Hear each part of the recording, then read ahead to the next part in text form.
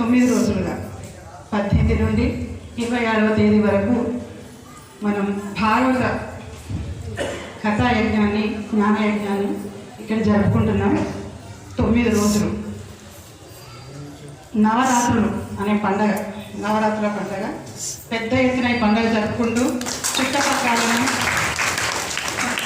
ఆడబిడ్డలను అందరినీ తోలుకొచ్చుకున్నాం ఇంటికి. వాళ్ళందరికీ ఈ ప్రవచన భాగ్యాన్ని కూడా కల్పించడం జరిగింది.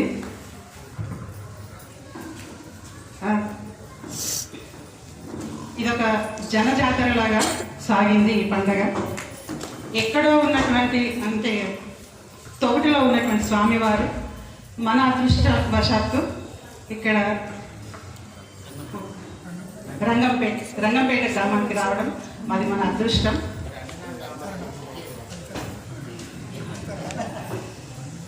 స్వామి నా పేరును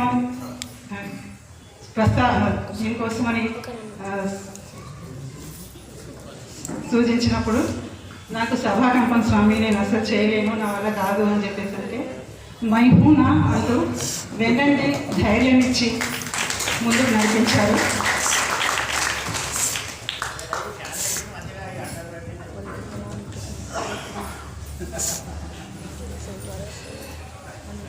అట్లయినా కూడా మాట్లాడడం నాకు కొంచెం భయం కనుక స్వామి విషయాన్ని నేను రాసుకొని చదువుతాను అంటే సరే, ఎట్లా చెప్పినా సరే కానీ ఆ విషయం దాంట్లో వచ్చేట్టుగా చూడమన్నారు. అమ్మయ్య అనుకున్నప్పుడు ఎట్లా ప్రిపేర్ చేసుకున్నావు దాన్ని విశదీకరించమని చెప్పారు స్వామి. కార్తీక మాసం ముందు ఈ విషయం చెప్పడం వల్ల మొత్తం భాగవతం అంతా కార్తీక మాసంలో చదివి ఆ పుణ్యం కూడా కలిగింది స్వామి వాక్యం, స్వామి ఆజ్ఞ వల్ల. ఆ 10 రోజుల్లో 15 రోజులు కాశీలో ఉండడం జరిగింది కనుక కాశీ పవిత్ర క్షేత్రమైన కాశీలో కూడా చదవడం జరిగింది. అది కూడా స్వామివారి కృప వల్లని. ఎట్లా ప్రిపేర్ చేసుకున్నామో చెప్పన్నారు స్వామి. అది మొత్తం భాగవతం చదివిన తర్వాత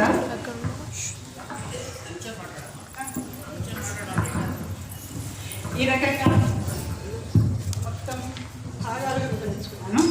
16 మందిని 16 భాగాలుగా విభజించుకొని ఒక్కొక్క భాగానికి వాళ్ళ పేరేంటి, ఏ డేట్న, ఎన్ని పేజీలు, ఏ స్కందాలు అనేటివి కూడా ఇట్లా విభజించుకోవడం జరిగింది.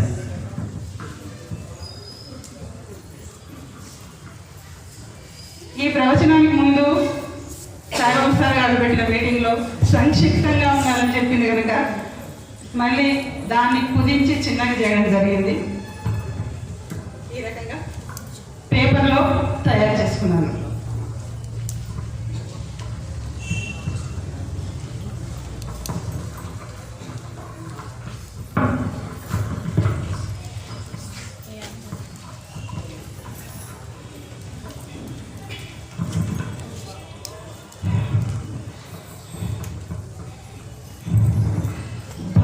మహత్యం గురించి ఒక చిన్న సగటు కాశీలో వెళ్ళడం జరిగింది. బుర్రా భాస్కర్ శర్మ గారు తమ ప్రవచనంలో చెప్పిన విషయం ఇది. ఏమన్నారంటే, బెంగళూరులో భాగవత ప్రవచనం జరుగుతుండగా, ఒక దేవాలయంలో జరుగుతుండగా పక్కనే హాస్పిటల్ ఉంది. ఆ హాస్పిటల్లో ఉన్నటువంటి ఒక పేషెంట్ కొడుకు, డాక్టర్లు చెప్పేసి ఆ పేషెంట్కి, నువ్వు ఇంకా కొడుకు చెప్పింది అనమాట, నువ్వు ఇంకా బతకవు, రోజులే ఇంకా నీకు ఇంటికి వెళ్ళిపోవచ్చు, వైద్యం అవసరం లేదు అన్నారు. ఆ కొడుకు ఏం చేసిందంటే పక్కన జరుగుతున్నటువంటి ప్రవచనానికి వచ్చి అనుకోకుండా ఆ రోజు గజేంద్ర మోక్షం కావడం వల్ల అదంతా విన్నాడు. దాని ఫలశ్రుతి కూడా విని ఆయనకు భగవంతుడి మీద నమ్మకంతో పోతూ ఒక బుక్ షాప్లో గజేంద్ర మోక్షం బుక్ కొన్నాడు. కొని తండ్రి మంచం పక్కనే కూర్చొని కుడి చేతిని ఒక గ్లాసులో నీళ్ళు పెట్టి ఆ నీళ్ళలో కుడి చేయిని పెట్టి మొత్తం గజేంద్ర మోక్షం చదివి ఆ నీటిని తండ్రి చేత తాగించింది. తాగిన తర్వాత 2 రోజుల్లో డిశ్చార్జ్ చేస్తున్న డాక్టర్లు చివరిసారిగా ఆయన పరీక్షించినప్పుడు డాక్టర్లే విచిత్రపోయిందట. అంతకు ముందున్న ఏ రోగ లక్షణాలు కూడా ఆయనలో కనపడ్డాయి.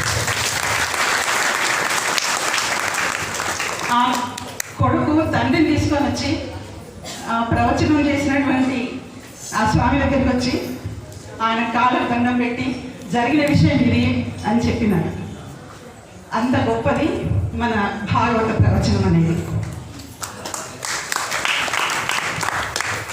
తర్వాత ఇంకొక సంఘటన ఏంటంటే తూర్పునగర్ రాధాకృష్ణ శర్మ గారి ఆధ్వర్యంలో జరిగినటువంటి ఒక టూర్ చార్ధామ్ యాత్ర. చార్ధామ్ యాత్రకు మేము వెళ్ళడం జరిగింది 2016లో అనుకుంటున్నాం.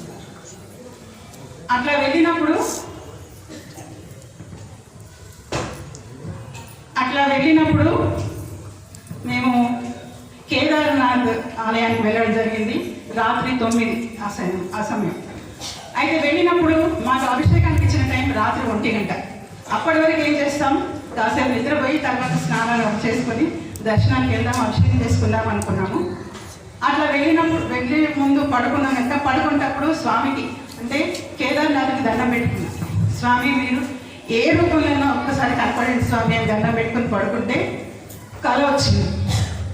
ఆ కళలో ఒక 10-15 మంది శిష్యులు ముందు, 10-15 శిష్యులు వెనక పల్లకిలో మన స్వామిని కూర్చోబెట్టుకొని భజనలు చేస్తూ ఆలయం చుట్టూ ప్రదక్షిణ చేస్తున్నారు.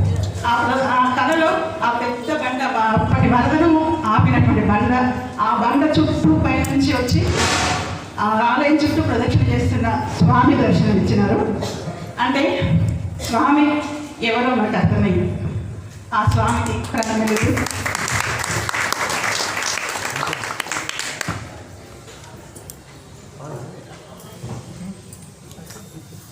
గోపాలకృష్ణ వాస్తవానికి నెంబర్ వైజ్ చూసుకుంటే ప్రబోధిని నుంచి వస్తే ఆమె 11 నెంబరు వస్తుంది. కానీ అత్యవసర కార్యక్రమం వల్ల నేను ముందు రాజా రామచంద్ర గారికి అవకాశం ఇస్తున్నాను. వారు తమ అభిప్రాయాన్ని సూక్ష్మీకరించి వ్యక్తీకరిస్తే మిగతా వాళ్ళు కూడా దాన్నే ఫాలో అవుతారని తెలియజేసుకుంటూ రాజా రామచంద్ర భగవానికి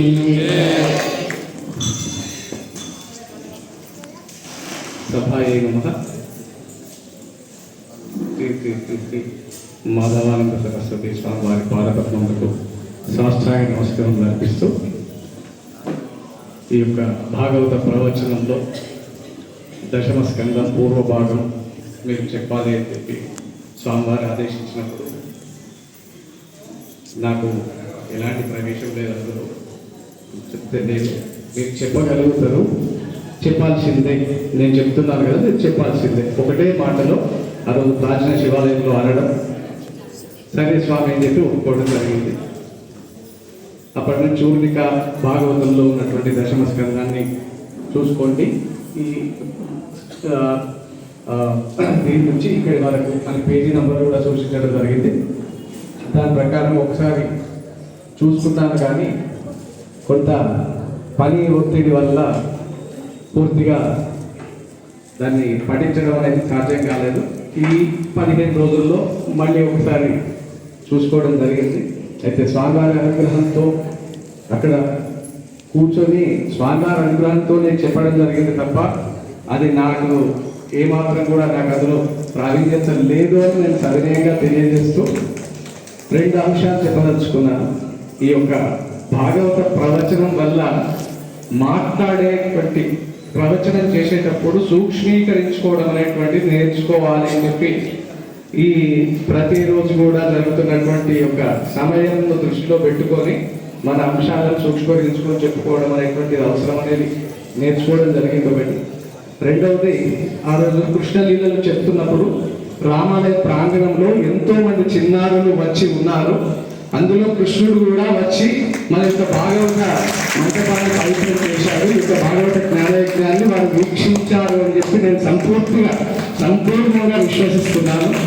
అదే మనకు నిదర్శనం. ఇక నేను కార్యకర్తనై ఉండి కూడా నేను ఈ యొక్క కార్యక్రమాల్లో చేయడానికి నేను ఎక్కువ సమయం కేటాయించలేదు, అసలు సమయమే కేటాయించలేదు. ఈ యొక్క కార్యక్రమంలో నిర్వహణ చేసినటువంటి ప్రతి ఒక్కరికి, ఆ యొక్క పండితుల కుటుంబానికి, సాయిబాబు సార్ గారికి, కృష్ణన్నకు, వీళ్ళందరికీ కూడా మనస్ఫూర్తిగా నమస్కారాలు తెలియజేస్తూ స్వామి స్వామియే అయ్యప్ప. ఇప్పుడు వారు మహాపరిపూజ కార్యక్రమానికి వెళ్ళబోతున్నారు. మనం ఆపినకపోతే అయ్యప్ప కోపం వస్తుంది. ఆయన అయ్యప్ప అని మనం అనుకుంటాం కానీ ఆయన పూర్వరూపము తత్పురుషాయ విద్మహే మహాసేనాయ ధీమహి. మళ్ళీ అందుకని చెప్పి అనవసరంగా ఆయనతో మరకెందుకు. కాబట్టి వారి పూజకు వీరిని సభ అనుమతించాలి అని సభను విజ్ఞప్తి చేస్తూ ఇక వారు భోజనశాలకు వెళ్ళి కొంచెం ఏమైనా వేసుకొని పోతే అయ్యప్ప సంతోషపడతారని తెలియజేస్తున్నాం. ఇవన్నీ సూక్ష్మీకరించి సభల ఇష్టాన్ని గ్రహించి పొందికగా పొదుపు చేసే వాళ్ళు అందరూ ఉన్నారు కాబట్టి పొదుపుగా వాళ్ళు తమ తమ అభిప్రాయాలు నేను పిలిచిన వాళ్ళు పిలిచినట్టుగా వ్యక్తీకరిస్తారు. మొట్టమొదటిగా భాగవత మహాత్మ్యాన్ని అందించినటువంటి చిరంజీవి రాజారావు ప్రబోధిని కూర్చొని మాట్లాడినా పర్వాలేదు, నిలబడి మాట్లాడినా పర్వాలేదు. అది తక్కువ ఏమైంది పర్వాలేదు. అంటే కొంచెం అందరు చూస్తారు కదా, మేము అప్పని చూడదు ఇక్కడ నిలబడతాడు.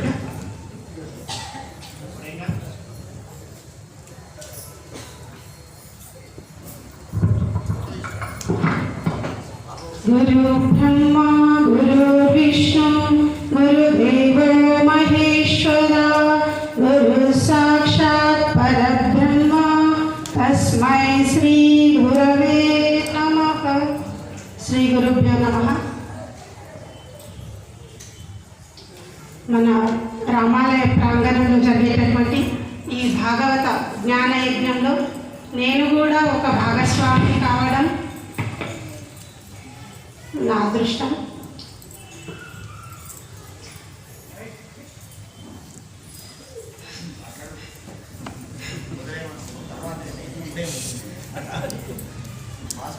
అసలు స్వామివారు నా పేరు సూచించినప్పుడు నేను దీన్ని నిరాకరించిన మాట వాస్తవమే. కానీ రంగంపేటలో స్వామివారు ఒక మీటింగ్ పెట్టారు మా ప్రవాసకులతో.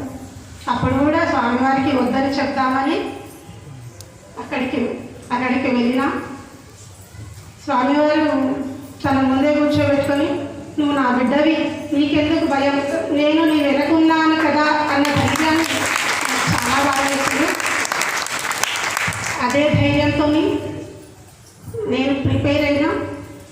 కానీ ముందు రోజు 18వ తారీఖు నా ప్రవచనం అయితే ముందు రోజు స్కూల్ నుంచి మా సార్ వచ్చి ఇట్లా ఇంకా నీ సంగతి ఏంటో చూద్దామని చెప్పి పిలిపించి స్కూల్ నుంచి వచ్చిన తర్వాత టీ తాగి నన్ను కూర్చోబెట్టి ఒక 3 గంటలు నన్ను ఏ విధంగా చెప్పాలో తను చెప్పింది.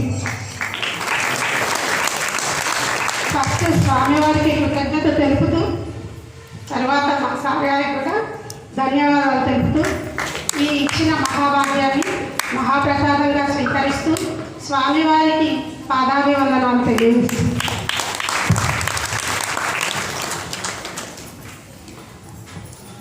భాగవత మహాత్మ్యాన్ని ఎంత సుందరంగా వినిపించిందో, తనలోని అనుభవాన్ని అంతకంటే సుందరంగా మనకు అందించింది చిరంజీవి ప్రబోధిని. భాగవత మహాత్మ్యంలో ఎందుకు తీసుకున్నామంటే బోధిని వేరు, ప్రబోధిని వేరు. బోధిని అంటే గైడు, ప్రబోధిని అంటే ప్రకృష్టముగా బోధించున్నది అని అర్థం. భాగవత మహాత్మ్యాన్ని ప్రకృష్టంగా అందించింది కాబట్టి మనం దాన్ని ఆస్వాదించేటువంటి స్థితిని భగవంతుడు మనకు ప్రసాదించాడు. ఆ ప్రబోధినికి మళ్ళొకసారి మీరు గోపాలకృష్ణ భగవానికి. ఆ తర్వాత అని చెప్పాలి, అతనికి అనివార్య కారణాల వల్ల రాలేని పరిస్థితి ఉంది కాబట్టి అది ఎప్పుడైనా కలిసినప్పుడు మనందరినీ కూర్చోబెట్టుకొని మళ్ళీ వాళ్ళతో చెప్పిస్తా.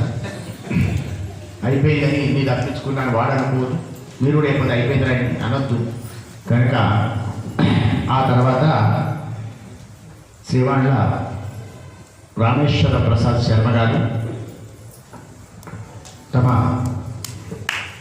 అభిప్రాయ సూచనాలను అందిస్తారు.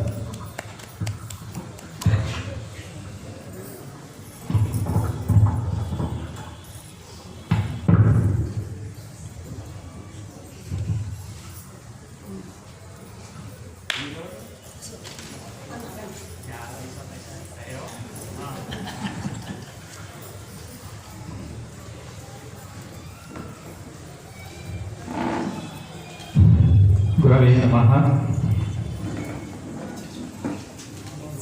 మరి భగవత్స్వరూపులైన స్వామివారు అట్లాగే భగవదాంశులైనటువంటి సభ్యులందరికీ కూడా నా హృదయపూర్వకమైనటువంటి నమస్సమాంజలు. మరి నిజానికి నాకు దేంతో కూడా ప్రవేశం లేదు, ఏది రాదు. అయినా కానీ కూడా మా స్వామి నన్ను ఎందుకని ఎంపిక చేసిందో తెలియదు. అయినప్పటికీ కూడా మరి మా ముందుగా ఓనవాళ్ళు తెచ్చినటువంటి దుర్బల విశ్వనాథం తెలంగాణ గారు ఒక శ్లోకం చెప్పిండే, మూకం కరోతి వాచాలం పంగుం లంఘయతే గిరిం యత్కృపాతమహం వందే పరమానంద మాధవం అని. అంటే మూగవాణి చేత పలికించేటటువంటి వాడు, కుంటివాడితోని పర్వత శిఖరాలనైనా ఎక్కించేవాడు భగవంతుడి అనేటటువంటి ఒక దృఢమైనటువంటి విశ్వాసం. మరి ఆ నమ్మకంతోనే ముందుకు వెళ్ళాలని నిర్ణయించుకొని తొలి అడుగు వేయడం జరిగింది.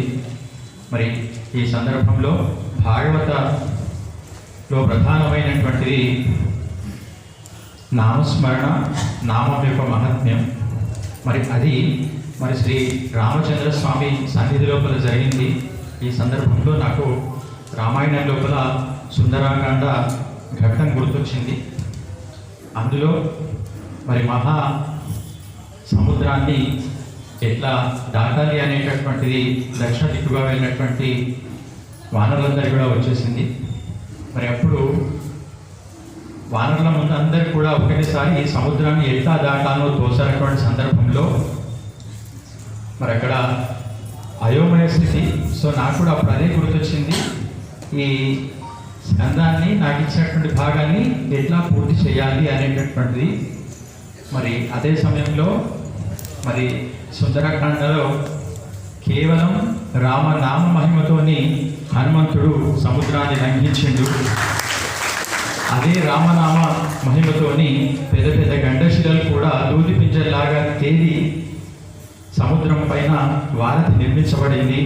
ఆ వారధి పైన అతి సునాయాసంగా వెళ్ళగలిగినట్టుగానే మరి ఈ సుందర కాండ లాంటి జ్ఞాన హవనంలో అంటే త్రేతాయుగం లోపల రామ నామ మహిమ భగవన్నామ స్మరణతోని అంత పెద్ద సముద్రమే మరి తరించబడడం జరిగింది. అట్లాగే ఇక్కడ కూడా మరి ఈ జ్ఞాన సముద్రంలో నామం యొక్క ప్రాధాన్యతను వివరించడానికి అవకాశం కల్పించినటువంటి మరి స్వామివారికి నా హృదయపూర్వకమైనటువంటి ధన్యవాదాలు.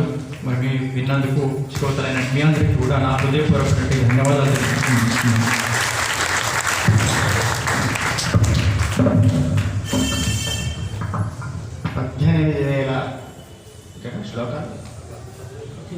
18,000 శ్లోకాలు. దాన్ని 4 శ్లోకాల్లో ఉన్న భాగం చెప్పిన వారు రామేశ్వర ప్రసాద్. కాబట్టి సూక్ష్మంలో మోక్షాన్ని మనకు అందించారు. గోపాలకృష్ణ భగవాన్కి వాళ్ళ గురించి నేను చెప్పవలసిన చివరికి ఉన్నాయి, అందరూ సావధానంగా ఉంటారు. తర్వాత దమన గారి ప్రసాద్ కూర్చొని మాట్లాడేం కదా ముందు జ్ఞానానందమయందేవం నిర్మల స్ఫటికాకృతి ఆధారం సర్వవిద్యానాం హయగ్రీవం ఉపాస్మతి. ఈ జ్ఞానయజ్ఞంలో నాకు ముందుగా అనిపించింది ఏంటి అని అంటే, తిరుమల సేవకు పోయినప్పుడు గర్భగుడి ముందర ఎవరికైతే సేవ అవకాశం ఇస్తారో వారు తల్లిలు అన్నట్టు అక్కడ గర్భగుడి ఉంటారు, ఎందుకంటే వాళ్ళు అక్కడ నెట్టుకుంటారు అన్నట్టు. ఈ 7 రోజుల ప్రవచనంలో స్వామివారు అక్కడ నేను ఇక్కడ ఇంత దగ్గరగా ఎందుకు చూస్తాం మేము స్వామివారిని? మహారుద్రంలో పోతే 1 నిమిషం అక్కడ మనకు అవకాశం ఇస్తే సరి. కాబట్టి ఆ గర్భగుడిలో దేవదేవుని ముందర సేవ చేసినట్టుగా స్వామివారి ముందర కూర్చొని ప్రవచనం వినే భాగ్యం కలిగిందని తెలియజేస్తూ, ఇది స్వామివారి యొక్క మెదక్లో వినూత్న ప్రయోగం. ఆ 16 మంది స్వామివారి నిర్ణయం కూడా మంత్రివర్గ కూర్పులాగా ఉంటుంది. బ్రాహ్మణులు, బీసీలు, ఎస్సీలు, మహిళలు, ఇంకా వేరే వర్గం. బోధనా రంగానికి చెందినటువంటి వాళ్ళని కొందరు, అందులో తెలుగు చెప్పే వాళ్ళని కొందరము, వేరే లాంగ్వేజ్ చెప్పేవాళ్ళు కొందరు, గురువుని కొందరు, పౌరోహితులు కొందరు, ఇంతకుముందు విద్యాబోధన చేసి ఆపేసినటువంటి మా సుమిత్ర మేడం సొంతక్క వాళ్ళు కొందరు. ఇట్లా అందరి కూర్పుతోటి స్వామివారు ఈ భాగవత ప్రవచనాన్ని మహాయజ్ఞాన్ని నడిపించినాడు. ఇదే వైద్యశ్రీ 2-3 సార్లు అన్నాడు. ప్రసాద్ గజేంద్ర మోక్షము, కుచేరోపాఖ్యానము.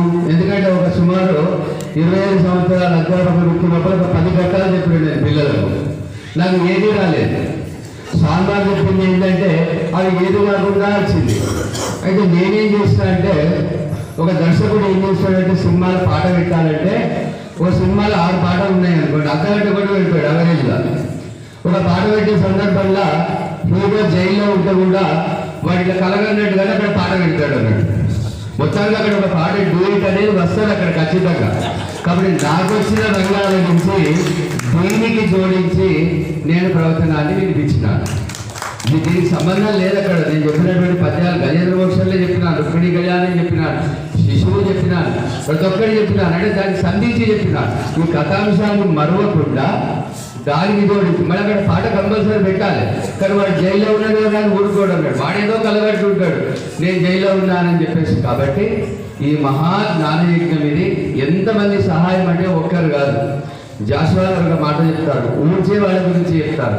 చీపురు నక్క చేత, ఒక చేత ఈ చుంపిరి గంపబోది, ఈ పాపపు కుప్పలూడ్చే బాలిక చీదర లేద సుంట, నేను పాకీదానిగా ఆడిపోసుకొని ఈ పాపిష్టి లోకము నీ బాకీ తీర్చుకోవడంగలేదు జగదంబా జన్మ జన్మాలకు. మనం విడిపోతే ఈ విస్తాలు తీసినటువంటి వాడు, విస్తాలు చేసినటువంటి వాడు ప్రతి ఒక్కరూ కూడా. దానికి ఒక ఉదాహరణ, దానాపూర్ ఎక్స్ప్రెస్ సికింద్రాబాద్ నుంచి వారణాసి చేరే 36 గంటల లోపల ఎన్ని స్టేషన్లలో ఎంతమంది కష్టపడతారు ఆ రైలు ముందరికి పోవడానికి. ఆఖరు రాత్రి 1 గంట రాత్రి ఒక లైట్ వేసి చూస్తుంటాడు ఆ చక్రాలు కరెక్ట్ పోతున్నాయా లేదా అని.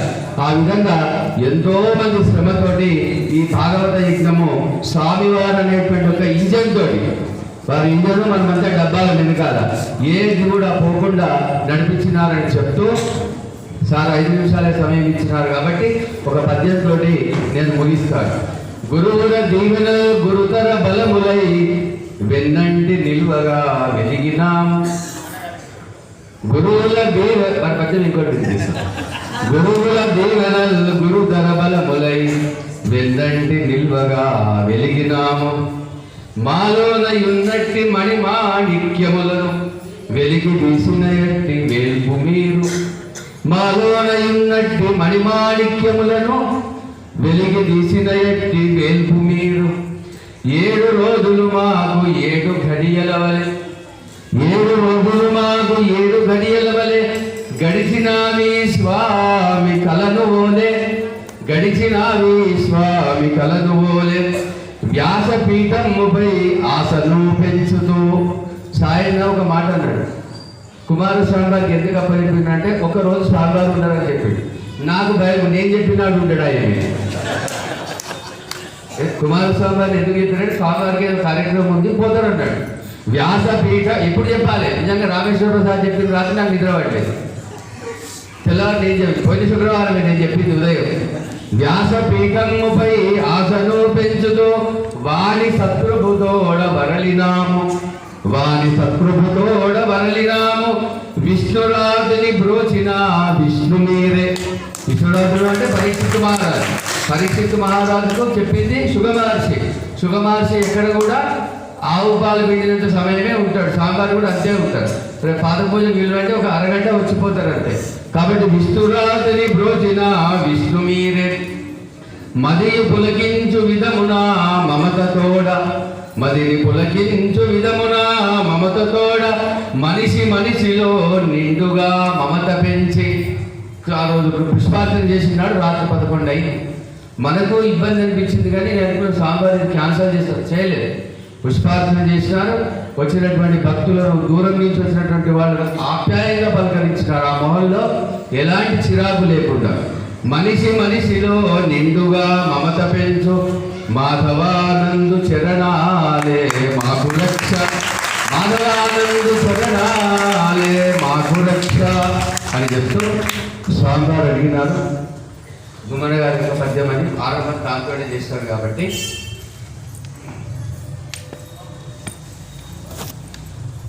వారు ఒక అవధానంలో చెప్పారు. గుమ్మన దావులం వెలుగు ఊరిమి తోరిమి పూల దీవలం దమ్మనగ మెలుంగుట, యథామతి జాతికి నీతి రీతులన్న మన తల్లి భారతి, సదాశయైన సువర్ణ గర్భ తిమ్మన మంత్రయుక్తి అయి తేరుడు వెలుగు కనుండటంచునన్ అని ఒక అవధానంలో వారు పూజించినటువంటి ఒక దత్తపది. మరి ఈ అవకాశం కల్పించినటువంటి వారు ప్రకటించినాడు. నేను లేను ఆ రోజు సభలో. సాయిన వాడు కుమారస్వామి బాగుంది. మా మామగారు గణపతి పోయినా మా వాళ్ళు చెప్పినారు, నేను ప్రసాద్ పేరు చెప్పినారంటే చాలా సంతోషంగా భావించినాను. అయినప్పటికీ చాలా సాధన చేసినాను. ఆ 26 అధ్యాయాలు కూడా ఆ రోజు కూడా చెప్పినాడు. రెండు పీరియడ్లు తీసుకొని మిగతా 4 పీరియడ్లు కూడా ప్రతి ఒక్క బయట చదువుతూ తెలియని కూడా దాన్ని చేస్తూ కూడా చేసినానికి అవకాశం ఇచ్చినటువంటి స్వామివారికి సభకు ధన్యవాదాలు. స్వస్తి.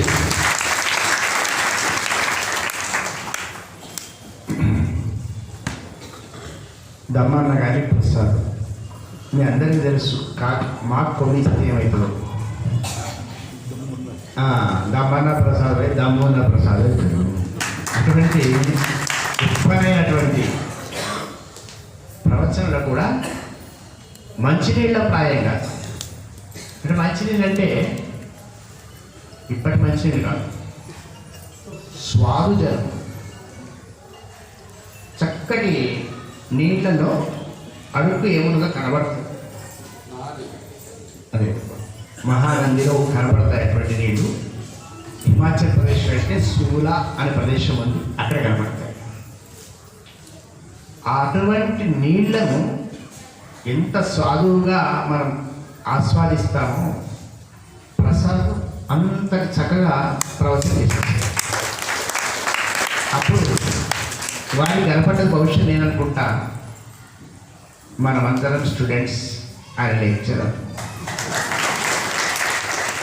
ఆ ఉపన్యాస ధోరణి అలానే కొనసాగుతూ మళ్ళీ ముందు నేను ఇచ్చేటువంటి ఎక్సర్సైజ్కు సిద్ధం కావాల్సిందిగా సూచన చేస్తున్నాను. తర్వాత కొత్తకోట ప్రసాద్ శర్మ గారు, ఇప్పుడు గొంతు బాగైంది అనుకుంటా.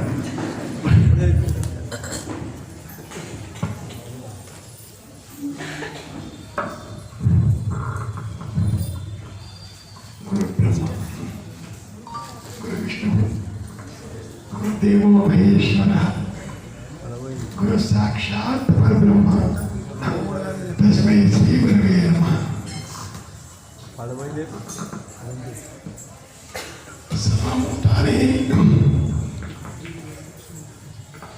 అన్ని చోట్ల తానే ఉండే స్వామి తననే సర్వస్వంగా భావిస్తూ ఆ భావనను మనసులో నింపుకుంటూ అనుక్షణం సేవించడి మన వంటి అతి మార్పు మానవులకు మహాధీశాలి సరస్వతి సాక్షాత్కరించినట్టుగా చేరవచ్చి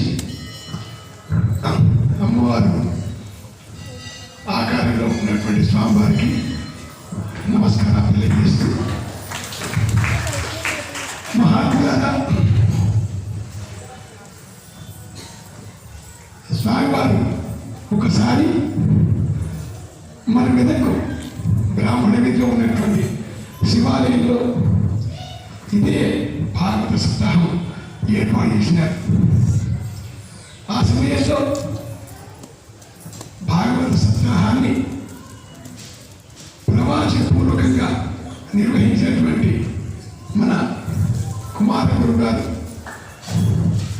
వారి సమక్షంలో శ్రోతగా మీలాగే ఎలా కూర్చొని ఆ భాగవత సప్తాహాన్ని కొద్ది రోజులు మాత్రమే దగ్గరుండి వినడం జరిగింది. అప్పుడు అనుకున్నాను నేను, స్వామివారు నా పైన కూడా కథ చెప్తారా ఇప్పుడేనా అని. అది మనసులోనే దాచుకున్నాను. అదే రోజు సప్తాహానంతరము భోజన సమయంలో మా చిన్న ఇంట్లో భోజన కార్యక్రమాన్ని ఏర్పాటు చేసినారు మన సాగమాసారి గారు. ఆ సమయంలో భోజనం చేస్తూ మన గురుగారు మధునాచార్య గారు నా పేరును భాగవత సప్తాహంలో ప్రవేశించేటట్టుగా పేర్కొనేటట్టుగా స్వామివారికి వినవిస్తాను అని చెప్పినారు. అది ఏమో నా భాగ్యం అనుకున్నాను. కానీ స్వామివారు కనికరించి నాకు చతుర్థాధ్యాయంలో అంటే 4వ అధ్యాయంలో 4వ స్కందంలో 14వ అధ్యాయం నుంచి 5వ స్కందంలో 15వ అధ్యాయం వరకు నీవు చెప్పాలి అని స్వామివారు ఆజ్ఞాపించినారు. స్వామివారి ఆజ్ఞను కాదు అనేటువంటి ధైర్యం లేదు, చెప్పలేము అనేటువంటి ఆలోచన లేదు. తీరా అలాగే స్వామి అని నమస్కరించి పెట్టుకొచ్చేసిన కొద్ది రోజులుగా నాకు అనారోగ్యమై నా కంఠధ్వని కంప్లీట్గా డౌన్ అయి పడిపోయి స్వామివారి దగ్గరకు వచ్చి కళ్ళని వేసుకుంటూ, స్వామి నా కంఠం లేదు, పడిపోయింది, నేను పలకలేకుండా ఉన్నాను అని మొరపెట్టుకున్నాను. చేతులు జోడించి ప్రార్థించినాను. విగ్రహస్థానంతో వచ్చిన స్వామి నా పైన కనికరించు అని ప్రార్థిస్తే ఒక 4 మాటలు గోయలు ఇచ్చాను.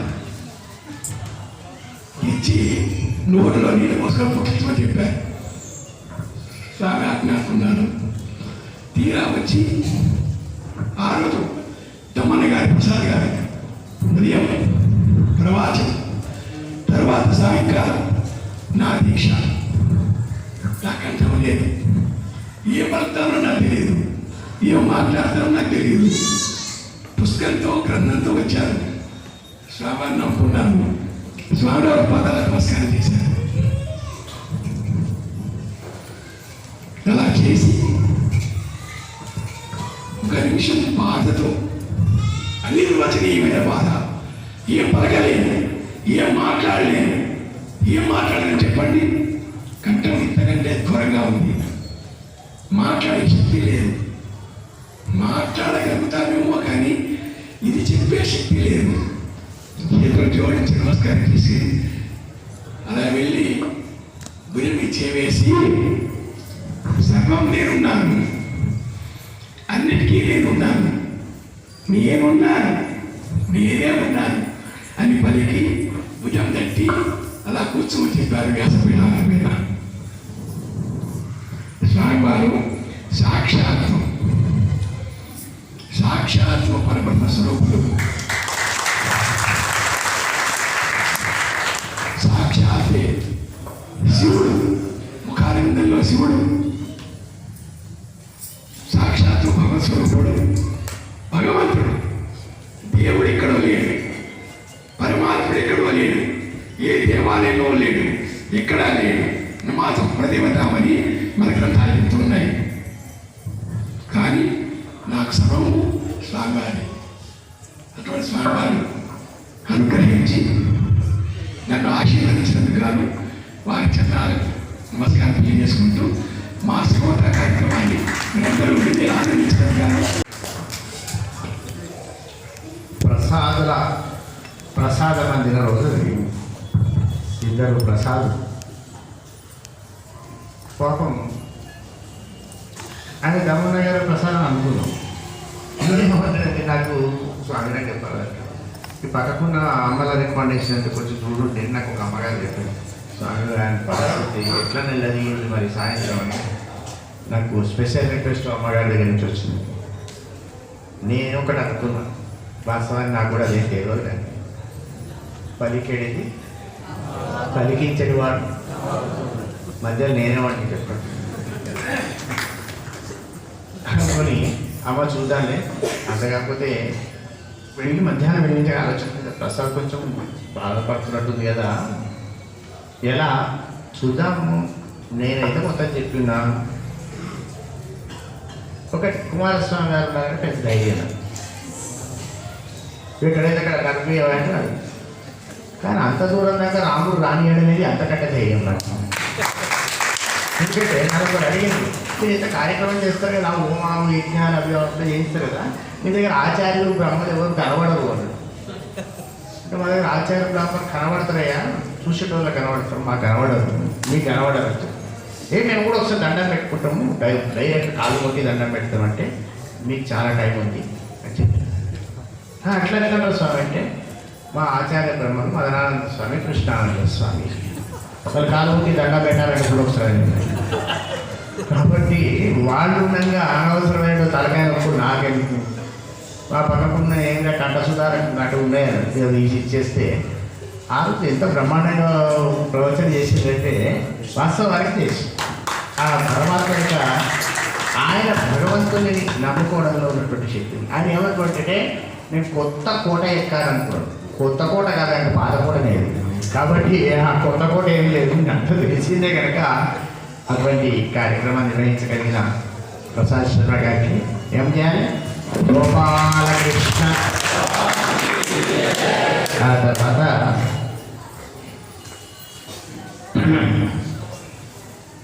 రమణుల వారి దగ్గర నుంచి నా దాకా మొత్తం పుక్కిట పట్టిన జిఆర్ పవన్ కుమార్ శర్మ గారు ఇప్పుడు తమ స్పందన తెలియజేస్తారు.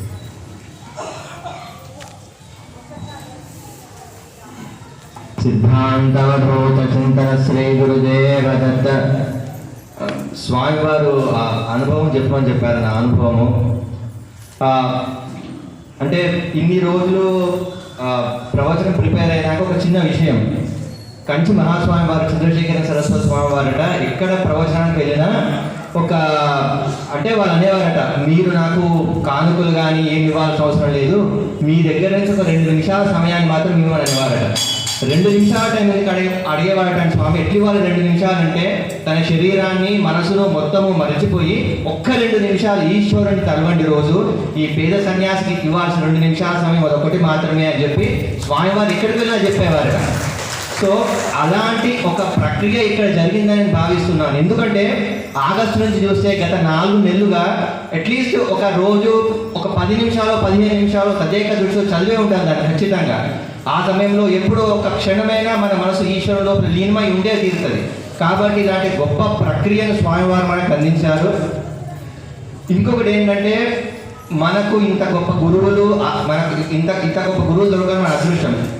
యాక్చువల్గా నేను ప్రవచనంలో నేను ఒక విషయం చెప్తామంటున్నా, లాస్ట్ పాయింట్ చెప్పడం మర్చిపోయాను.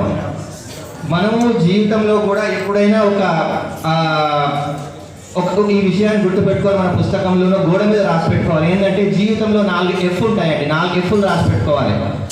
Follow the master, face the evil, fight till end and finish the game.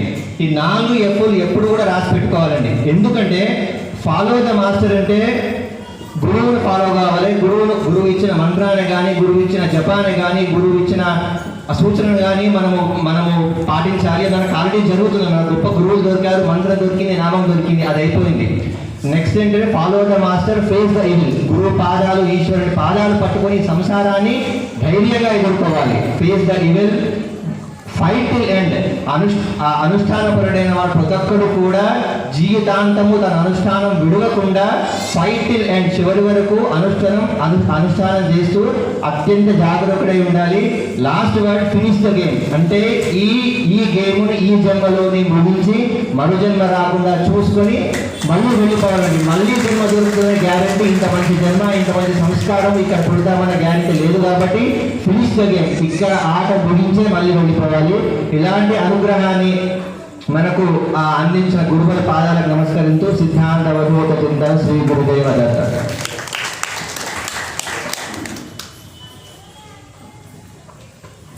खेल खत्म कैसा करना, खेल कूद रहे ना, खेल खत्म कैसा करना మొత్తం చెప్పేశారు. పాపన్నపేట సంస్థానం జిఆర్ పవన్ కుమార్. పవన్ కుమార్ అంటే పవన్ కుమారుడు వరకు, పవన్ కుమార్ అంటే గాలిని కూడా తోసివేసేవాడు అని అర్థం. అంతకంటే గట్టిగా తన యొక్క దృఢమైనటువంటి దీక్షా లక్ష్యంతో ప్రవచన ఆ రోజు వినిపించారు. సమయస్ఫూర్తిగా ఈరోజు తన స్పందన అందించారు. వారికి గోపాలకృష్ణ, తర్వాత హర్షవర్ధన్ డిపి.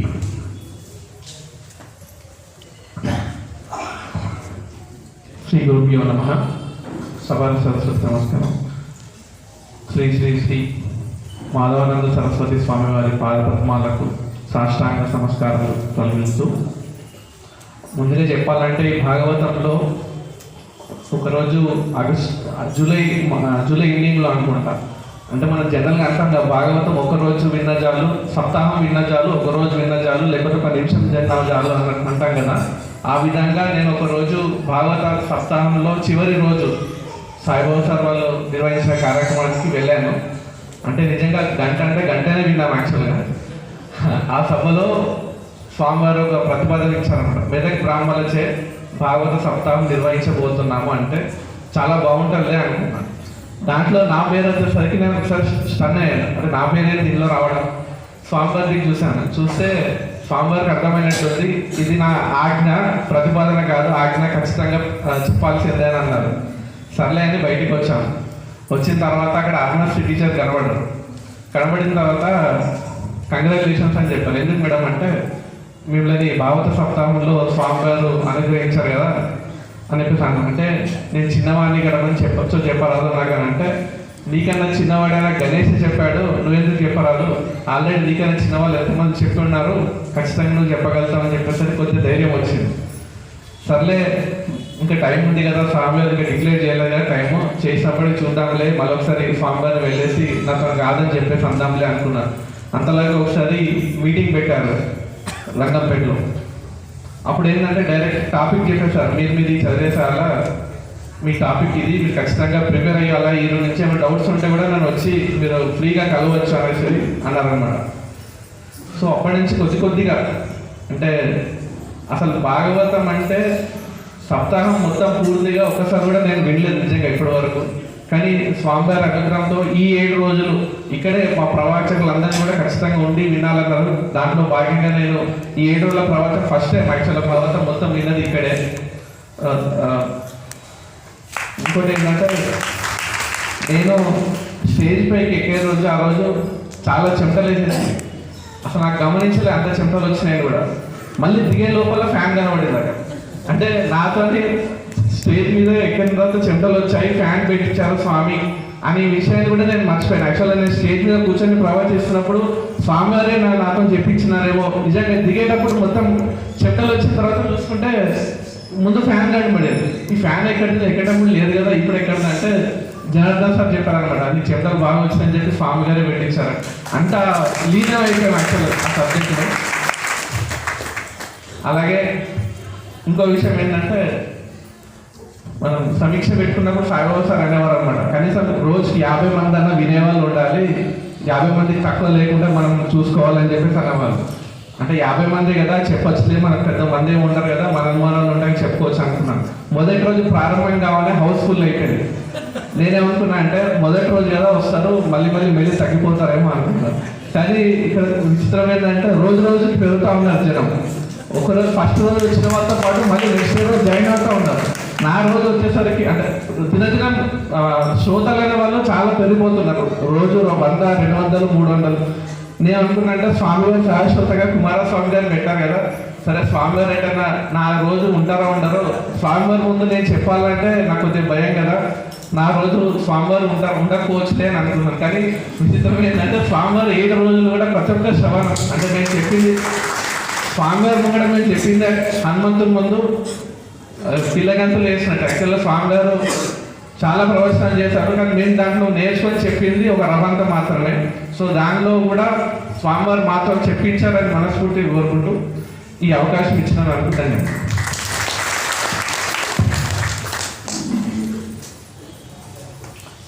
వాస్తవానికి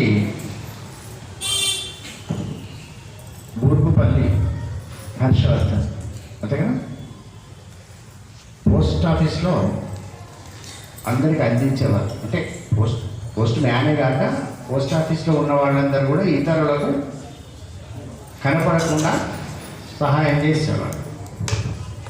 అది కూడా ఇక్కడ కూడా అంతే జరిగింది. వ్యాసుడు రాసిండు, శుకుడు ఆయన చెప్పిండు, అది నువ్వు మధ్యాహ్నం వాళ్ళని తెచ్చి కాబట్టి అంటే ఏం లేదు, కొత్తగా ఆయనకేం కొత్తగా జరిగింది. కాకపోతే పేరు నచ్చుడు అక్కడ, అది చాలా గమ్మత్తుంది. హర్షము అక్కడ దాకా వచ్చింది.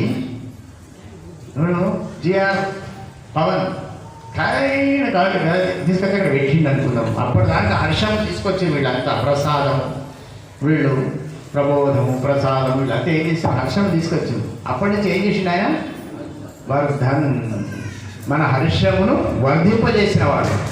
ఆ విధంగానే బెరుకు లేకుండా, వాస్తవానికి అది ప్రహ్లాద ఘట్టం అంతే కదా, ప్రహ్లాద ఘట్టం.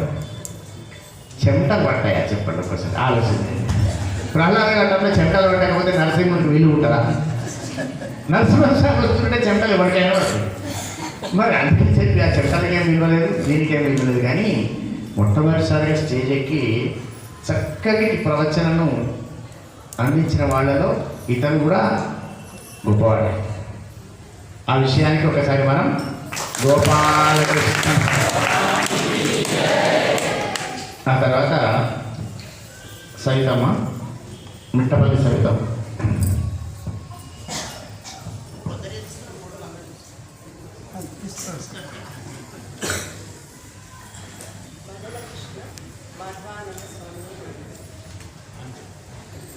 మదన కృష్ణ మాధవానంద స్వామినే నమః. యా దేవీ సర్వభూతేషు విష్ణుమాయేతి సంస్థితా నమస్తస్తే నమస్తస్తే నమస్తస్తే నమో నమః.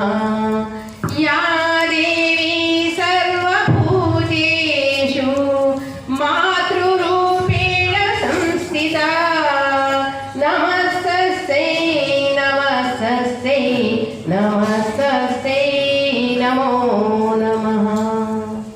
విష్ణవే నమః, శివాభ్యాం నమః, దత్తాయ నమః, శ్రీమాత్రే నమః. తిరుపతిలో జరిగినప్పుడు స్వామిలో నేను సాక్షాత్తు వెంకటేశ్వరుని దర్శించినాను. కాశీలో జరిగినప్పుడు ఆ పరమశివుణ్ణి దర్శించినాను. త్రయంబకేశ్వరిలో దత్తాత్రేయ స్వరూపాన్ని దర్శించినాను. దేవి భాగవతం చదివినప్పుడు నాకు నేను 2 గంటల దాకా చదివిన, 6 గంటల నుంచి 2 గంటల దాకా, మధ్యరాత్రి 2 గంటల తర్వాత, ఇది అతిశయోక్తి కాదు, నేను అందులో లీనమైపోయినాను. మావారు వచ్చి 2 అవుతుంది ఇంకా చదువుతున్నావా అన్నారు. అసలు నేను నిద్రపోయినా అంటే నిద్రపోలేదు, లీనమైపోయినా. అప్పుడు నేను సాక్షాత్కారంగా నేను స్వామివారిలో నేను మాతృ స్వరూపాన్ని దర్శించినాను. ఇప్పుడు మాతృభ్యో నమః, శ్రీమాత్రే నమః జపం నాకు నా మనసులో ఉండే నా స్వామివారే ఈ సూచించిన రోజు నేను చాలా ఆనందించాను. స్వామివారు ఇది పెడితే బాగుంటుండే అని అనుకునేవాళ్ళు. ఇంకా విషయానికి వస్తే, నాకు ఈ వేదికను అలంకరించడానికి ఒక 2 నిమిషాలు మాట్లాడతాను.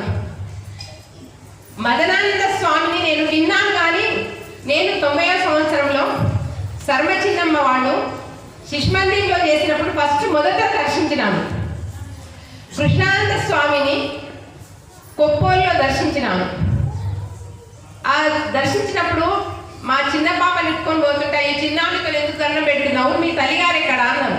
అంటే నేను కామారెడ్డి దగ్గర జంగంపల్లి మా అమ్మ వాళ్ళ ఊరు. అంటే నువ్వు ఫలానా లక్ష్మీకాంత్ని కూతురు అన్నాడు. అంటే నా ముఖం చూసి ఆయన గుర్తుపడితే నేను చాలా సంతోషించి మా నాన్నగారి దగ్గర చెప్తే, అయ్యో మేము చాలా సాన్నిహిత్యంగా ఉండేవాళ్ళము. అంటే స్వామి అయ్యిండు. అంటే మా నాన్న అప్పటికి పక్షవాతం వచ్చి మంచాన పడ్డారు. తర్వాత సహజానంద స్వామి నాకు పూర్వాశ్రమంలో మా అమ్మమ్మ గారి బంధువు. తర్వాత మనకు మాధవానంద స్వామి నాకు ఆధ్యాత్మిక జ్ఞాన చింతన మనందరికీ, నాకే కాదు మనందరికీ అందించిన మార్గదర్శకుడు, జగమెరిగిన యతీంద్రుడు. మధుసూదనానంద స్వామి నాకు కామారెడ్డిలో పూర్వాశ్రమంలో సహోద్యోగి. నాకు ఇంతమంది వాళ్ళ సత్పుష్ట సాంగత్యం వలన నేను ఇవాళ ఈ వేదిక మీద మనం చెప్పినానంటే వీళ్ళ వల్లనే నేను చెప్పినానని, స్వామివారి యొక్క ఆశీస్సులు ఉండాలని నేను నా మనస్సుతోని మనఃపూర్వక శతకోటి వందనాలు అర్పిస్తున్నాను. అయితే నాకు ఇచ్చింది భాగవతం నందని అష్టమ స్కందంలోని గజేంద్ర మోక్షం.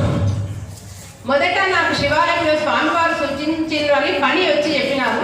నీ పేరు రాస్తున్నాము అంటే నాకు మాటలలో అక్కడ భజన అవుతుంది, మాటలలో నేను వినలేదు. పేరు ఎందుకు రాస్తున్నారు అని నేను అనుకున్నాను. తర్వాత నేను ఇంటికి వచ్చినాను. అందరు వచ్చి జ్యోతి పంకజ వీళ్ళు వచ్చి నీ పేరు రాసినారు అని అంటే ఎందుకో నాకు అప్పటికి కూడా నాకు అర్థం కాలేదు. ఇట్లా చెప్పాలట అని మళ్ళీ అందరి వివరాలు చెప్పినాను. నేను అక్కడి నుంచి వచ్చిన పని మీద. అయితే వచ్చేసరికి నేను చదువుతానా, నాకు మళ్ళీ స్వామి దర్శనం కాలేదు, ఎప్పటికో అయింది. అయితే యతింటులకు చాతుర్మాస్యాలు ఉన్నట్టే ఈ పౌరోహితుల సంగతి తెలిసే, పౌరోహితులకే తెలుస్తుంది ఆ బాధలు ఎన్ని ఉంటాయో. అయితే చాతుర్మాస్య దీక్ష ఉన్నట్టే ఉంటుంది నాకు కూడా, శ్రావణం నుంచి కార్తీక మాసం దాకా. ఇక విరామం అనేది ఉండదు. చింత చెట్టు ఏ విధంగా ఉంటుందో నాకు కూడా అంతే, పని తీరదు అసలు. నేను చెప్తాను అని అనుకునేదాన్ని. అంటే చింత చెట్టు పువ్వు వస్తుంది, కాయ కాస్తుంది, మళ్ళీ చింతకాయలు అందిస్తుంది, మళ్ళీ పండు అవుతుంది, మళ్ళీ చిగురు పెడుతుంది. అదేవిధంగా ఈ పురోహితుల యొక్క పని అంతే ఉంటుంది. కానీ స్వామివారు ఇంత పెద్ద పని ఇచ్చిండ్రు, నేను చేయగలుగుతానా అని చెప్పగలుగుతానా అని నేను అనుకున్నాను. అనుకొని ఒకటే అనుకున్నా, అలుపులు నాకు రాదు చేయగలని చేసేది అలుపుల పని. నేను అలుపురాల్ని కాదు, అట్లా తీరురాల్ని కాదు, మధ్యమాన్ని అనుకుంటా అనుకొని నేను చేయడానికి సాధించిన. కృష్ణానంద స్వామి గారు చెప్పినట్టు సాధనే సాధ్యనే సర్వం అన్నట్టుగా నేను సాధించి తీర్చాలని పట్టుదలతో రాత్రి పౌరులు చదివినాను. నాకు ఎప్పుడంటే ఆశ్వీజ పున్నమ నవరాత్రి అయిన తర్వాత శరత్ పౌర్ణిమ రోజు నుంచి నేను మొదలు పెట్టడం జరిగింది. నాకు వచ్చిన తీరుగా నేను చెప్పడం జరిగింది. అయితే సమయం అవుతుంది అని మావారు నాకు సూచిస్తున్నారు తొందరగా చెప్పమని. అనేసరికి నేను వేగం పెంచడం జరిగింది. అంటే వేగం పెంచడం కూడా కొంచెం తర్వాత కొంచెం వేగం పెంచినాను. అంటే అందరి దృష్టిలో పెట్టుకొని పెంచడం జరిగింది. నేను అందరిలో పరమాత్మను చూస్తున్నాను, ఆ అమ్మవార్లను చూస్తున్నాను చెప్పి నేను నా రూపంలో నా మనసులో ఉన్న అనుభూతిని ఒక నటేశ్వర శర్మ గారి స్ఫూర్తితో నేను చిన్న కవితలు రాస్తుంటాను. ఆ కవితా రూపంలో మీకు అందిస్తాను.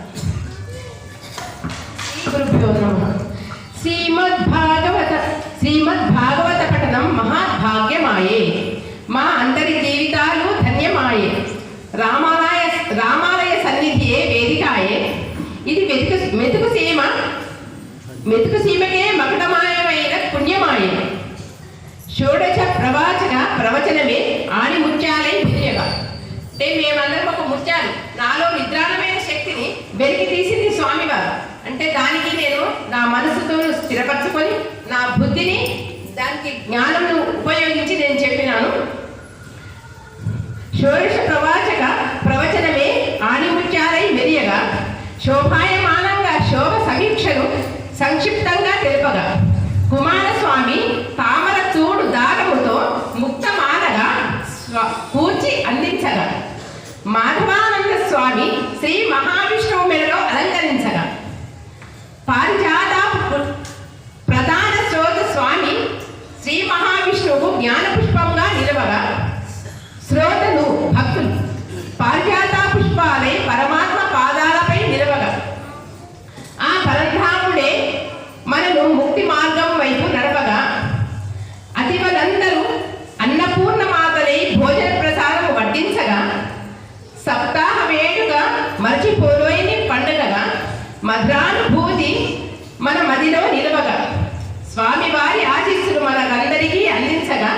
నా మనఃపూర్వక శతకోటి వందనాలు సమర్పిస్తూ నేను ఈ చిన్ని కవితను నేను రాయడం జరిగింది.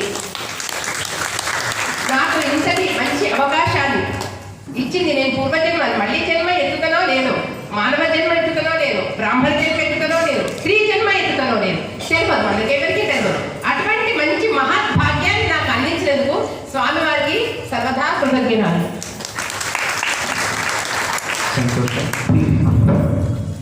సవితమ్మ, సవితాశి ధియో యోన ప్రచోదయ. వేగంగా వచ్చి మనలో వర్ధనమైన శక్తిని ప్రవర్ధనం చేసి ప్రచోదనం చేసే విధంగానే గజేంద్ర మోక్షం యొక్క విలువ ఇంతకుముందు శోభన చెప్పింది. అన్నిటి నుంచి బయటపడేస్తుంది. ఎవరిని పడేస్తుంది? ఎవరు వింటారో, ఎవరు అంటారో వాళ్ళు, ఎవరు పంటారో వాళ్ళని పడేది. కాబట్టి చక్కగా ఆ రోజు కథలబుద్ధి గారు వాస్తవానికి ప్రతిరోజు అట్లే ఉంది. మరి ఆయన నా దృష్టిలో పడలేదు. వేగం పెంచమన్నాడు. ఆయన కనబడితే బాగుంది, అప్పుడు పడలేదు. ఆ విధంగా ముందర కూర్చుంటే పాపం ఆమెకు ఎదురుగా కనబడితే ధైర్యం ఇచ్చిన కూర్చోడు అనుకోని వేగం పెంచాలని కూర్చోడానికి నేను అనుకోలేదు. అయినా చక్కటి ఆ రోజు ఈ రోజు కూడా చక్కటి పటిమను ప్రదర్శించినటువంటి సవితమ్మకు గోపాలకృష్ణ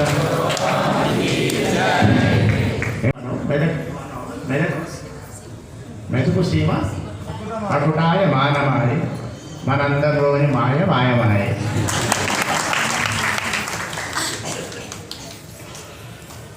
తర్వాత సరస్వతి కాన్వెంట్ అనగానే ఇక్కడ ఉన్న పిల్లలందరికీ, అంటే పిల్లలంటే అనేది చదువుకున్న వాళ్ళు ఉన్నారు చాలామంది, వాళ్ళందరికీ ఒక మహదానందం. మిత్రుడంటేనే ఆనందం.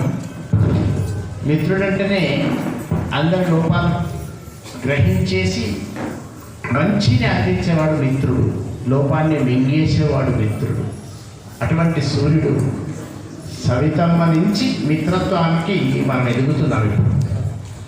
ఆ సుమిత్రమ్మ తన యొక్క ప్రభాకర తేజాన్ని ఏ విధంగా అందించిందో ఆ రోజు చూసినాం.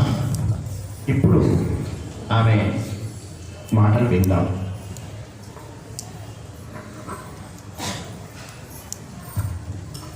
శ్రీ గురుభ్యో నమః.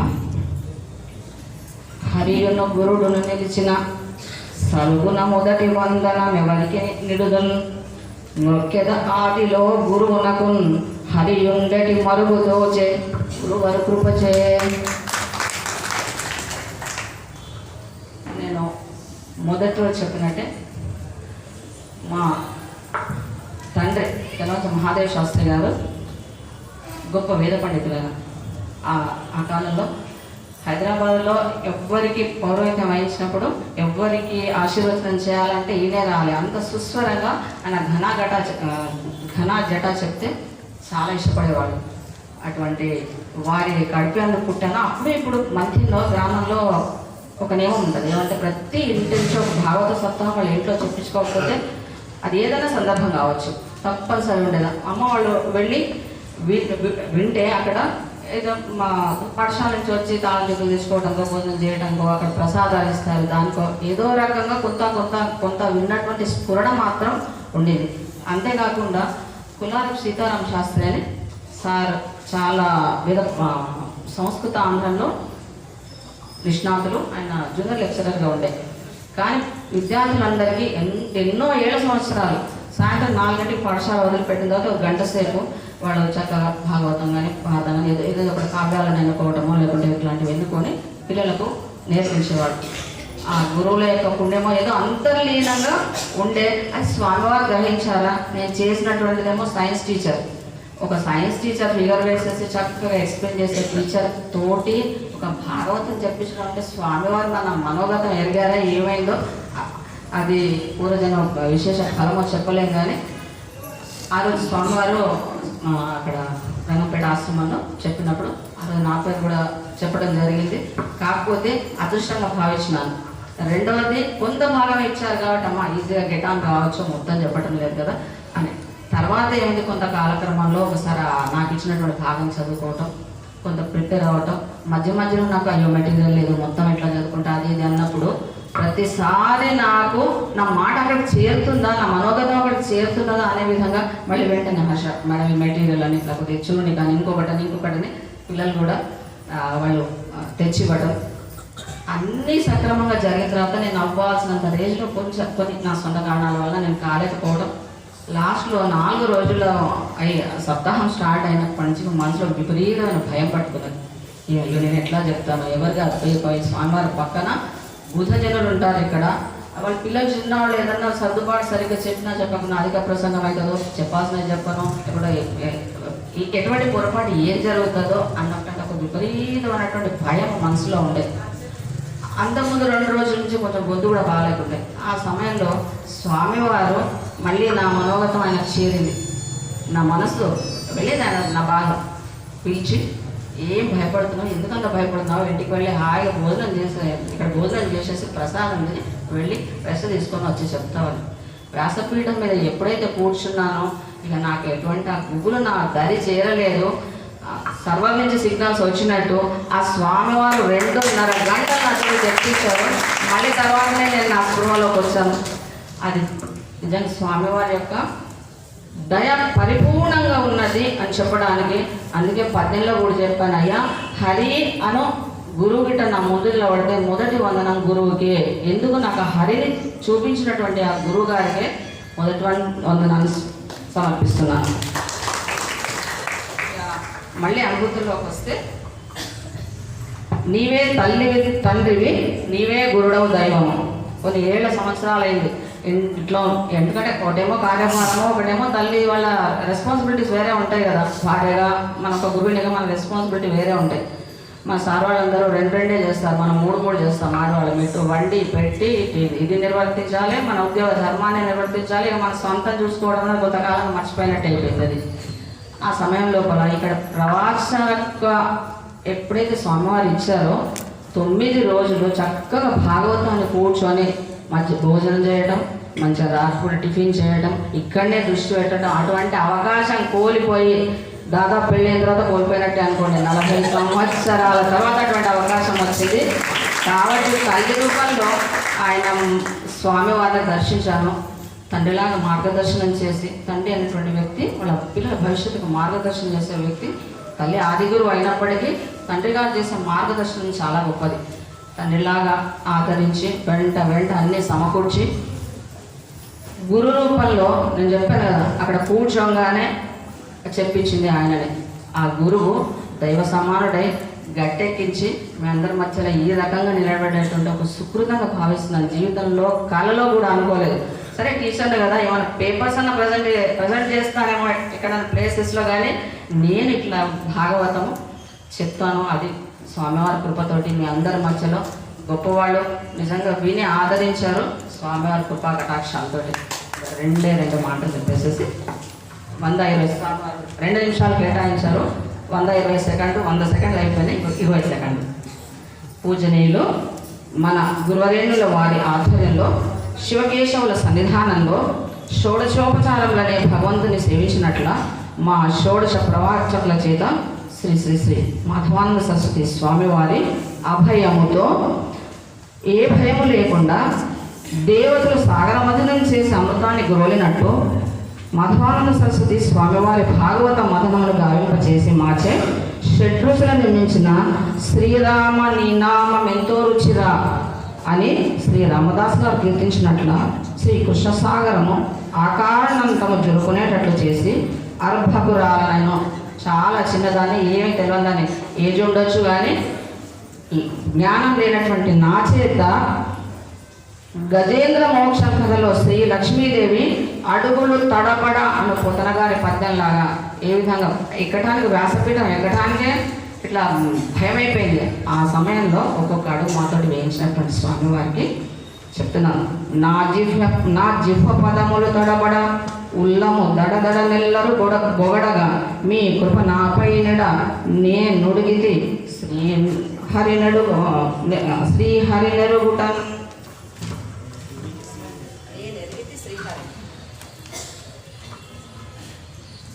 దైనందిన జీవితంలో విద్యార్థులు కృతార్థులకు వృత్తిరీత్యా నేను ఒక అధ్యాపకురాలనైతే పరంబులో మోక్ష సాధనకు ఆధ్యాత్మిక గురువుగా నన్ను తరింపచేయడానికి ఆ భగవంతుడు కృప చేయుట నేను చేసుకున్నది ఏమి భాగ్యమో. కృపా విశేషం లేదు. నేను చిన్నవాడైనటువంటి శాస్త్రి భగవంతుడు ఒక వాక్యం చెప్పాడు. మన ప్రతి మాటకు మా పెద్దలు చేసిన పుణ్యమేమో అనుకుంటాం, ప్రతిసారి అనుకుంటాం, ప్రతి పనికి అనుకుంటాం. మరి మన పిల్లలకు కూడా కొంత పుణ్యాన్ని మనం చేర్చాలంటే ఎంతో కొంత ఇటువంటి గురువుల ద్వారా మనకు ఒక ధూళి కణ వాటిన అందిన వారి ఆజ్ఞను మనం శిరసావహించి నెరవేర్చుకున్నా కానీ వాళ్ళకి ఇచ్చినటువంటి వాళ్ళమైతాం. వాళ్ళన్న రేపు మనం తలుచుకుంటారంట, అమ్మ మా పెద్దల పుణ్యం అని.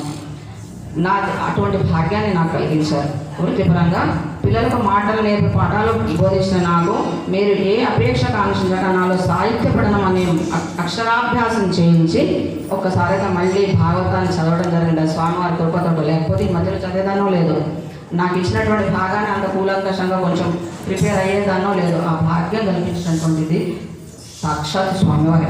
సంస్కృత సాహిత్య ప్రవచన అనుభవం లేని నాలో ప్రవాచక బీజం నాటి నాలో ఆత్మస్థైర్యాన్ని నింపి మీ సమక్షంలో వేద పండితుల ఎదుట అపారమైన ఆధ్యాత్మిక అనుభవం కలిగిన భగవద్భక్తుల ముందు నాచే ప్రప్రథమ సాహిత్య ప్రవచనం గావింపజేసిన మీ పాదపద్మములకు నామాలను అర్పిస్తున్నాను. ముఖ్యంగా క్షణకాలం నిలకడగా ఉండని చిత్తము ఈ 7 రోజుల పాటు, నాకు 7 రోజులు కూడా స్వామివారి ముందు ఒప్పుకోవాలి. కొంచెం చిత్తచాంచలం కూడా ఫోన్ ఎత్తుడు ఇది కూడా జరిగింది. అటువంటిది కూడా స్వామి నాకు కలగకుండా సద్భాగ్యాన్ని మనం ప్రసాదించాలని తిరిగి కోరుకుంటున్నాను. భాగవతం విన్న కొలది భగవంతుని పైనే ఆ శ్రీకృష్ణుని అందే వాళ్ళ లీలలను కథలను చదవాలని, నామం పలకాలని మనసు పరితపిస్తుంది.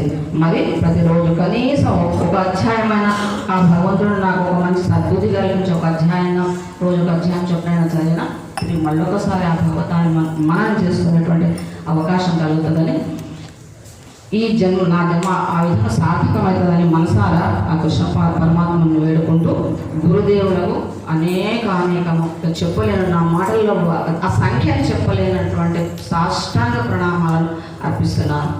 ఇక అన్నిటికంటే అమేజింగ్ అనమాట ఏది, మా పిల్లలు ఇక్కడ దాదాపు మీరు చెప్పి స్వామివారు చెప్పినట్టు ఒక సగం మందిగా ఉన్నారు.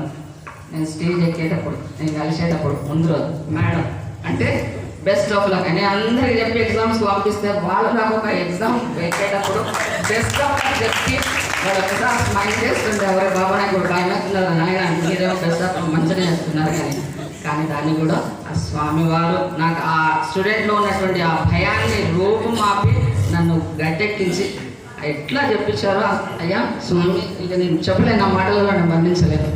అనేక వందనాలు సభకు కూడా సమర్పిస్తూ నాగరాజు మా హర్ష వాళ్ళందరూ వీడియోస్ చేసి, అంటే అంతా కూడా స్పృహ లేదు, వీడియో కావాలని ఒక రికార్డింగ్ కావాలని, అవి కూడా పిల్లలే చేసేసి నాకు ఇస్తే చూసి ఒక రకమైనటువంటి ఆనందమైంది. ఇటువంటి మహద్భాగ్యాన్ని కల్పించినటువంటి జీవితంలో కళ్ళలో కూడా కలనటువంటి ఒక మహద్భాగ్యం కలిగింపజేసినటువంటి స్వామివారికి అనేకమైనటువంటి వందనాలను అర్పిస్తున్నాను. తర్వాత సుమిత్ర పద్మాచార్య గారు అనుభూతిని కూడా అందమైన రీతిలో, ఎందుకంటే ఆ భూతి అనే పదం కొంచెం ఎక్కువ తక్కువ అయితే భూతమైతుంది. భూతంగా మార్చకుండా అనుభూతిగానే మనకు అందించి హృదయావిష్కరణను స్పష్టంగా చేసినారు. ఆమె అవస్థలు ఎన్నో ఆమెకు తెలిసిన మీ అవస్థలు కూడా తెలియాలని ఆమె చెప్పింది అంత. కాబట్టి వ్యవస్థలో అవస్థలు తప్పదు. వ్యవస్థలకు అవస్థలకు మూల వ్యవస్థ పరమాత్మ అని తెలుసుకుంటే సరిపోతుంది. ఇంకేం ఆవిష్కరించినటువంటి సుమిత్రమ్మకు నారాయణ స్మరణపూర్వకంగా ఆశీస్సులు అందిస్తూ, తర్వాత మూర్తి భవించిన లింగమూర్తి శర్మ గారు.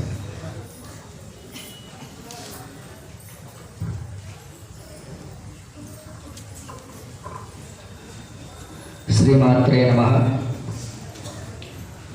మా తల్లిదండ్రులకు పాద నమస్కారం తెలియజేస్తూ గురువుగారు అయినటువంటి శ్రీ గురు మాధవానంద స్వామి పాదపద్మాలకు ప్రణామాలు అర్పిస్తూ సభాపతికి నమస్కారం తెలియజేస్తూ మన మెదక్లో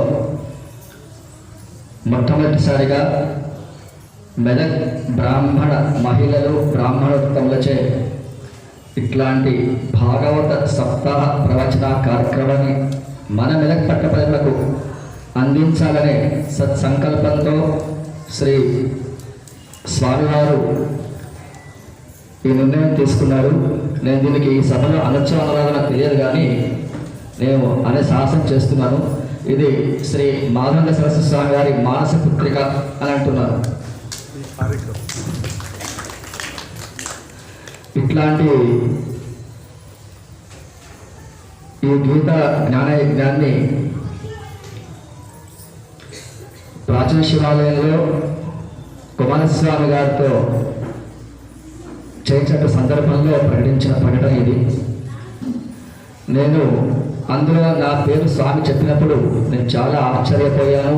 అంతకంటే ఎక్కువ భయంతో వణికిపోయాను. ఎందుకంటే నేను ఇప్పటి వరకు కూడా భాగవతాన్ని పూర్తిగా చదవలేదు, చదవాలనే ఆలోచన నాకు రాలేదు. అంతేకాకుండా పూర్తిగా భాగవత ప్రవచనాన్ని కూడా పూర్తిగా ఇప్పటివరకు నేను వినలేదు. ఇప్పటివరకు నేను వినలేదు.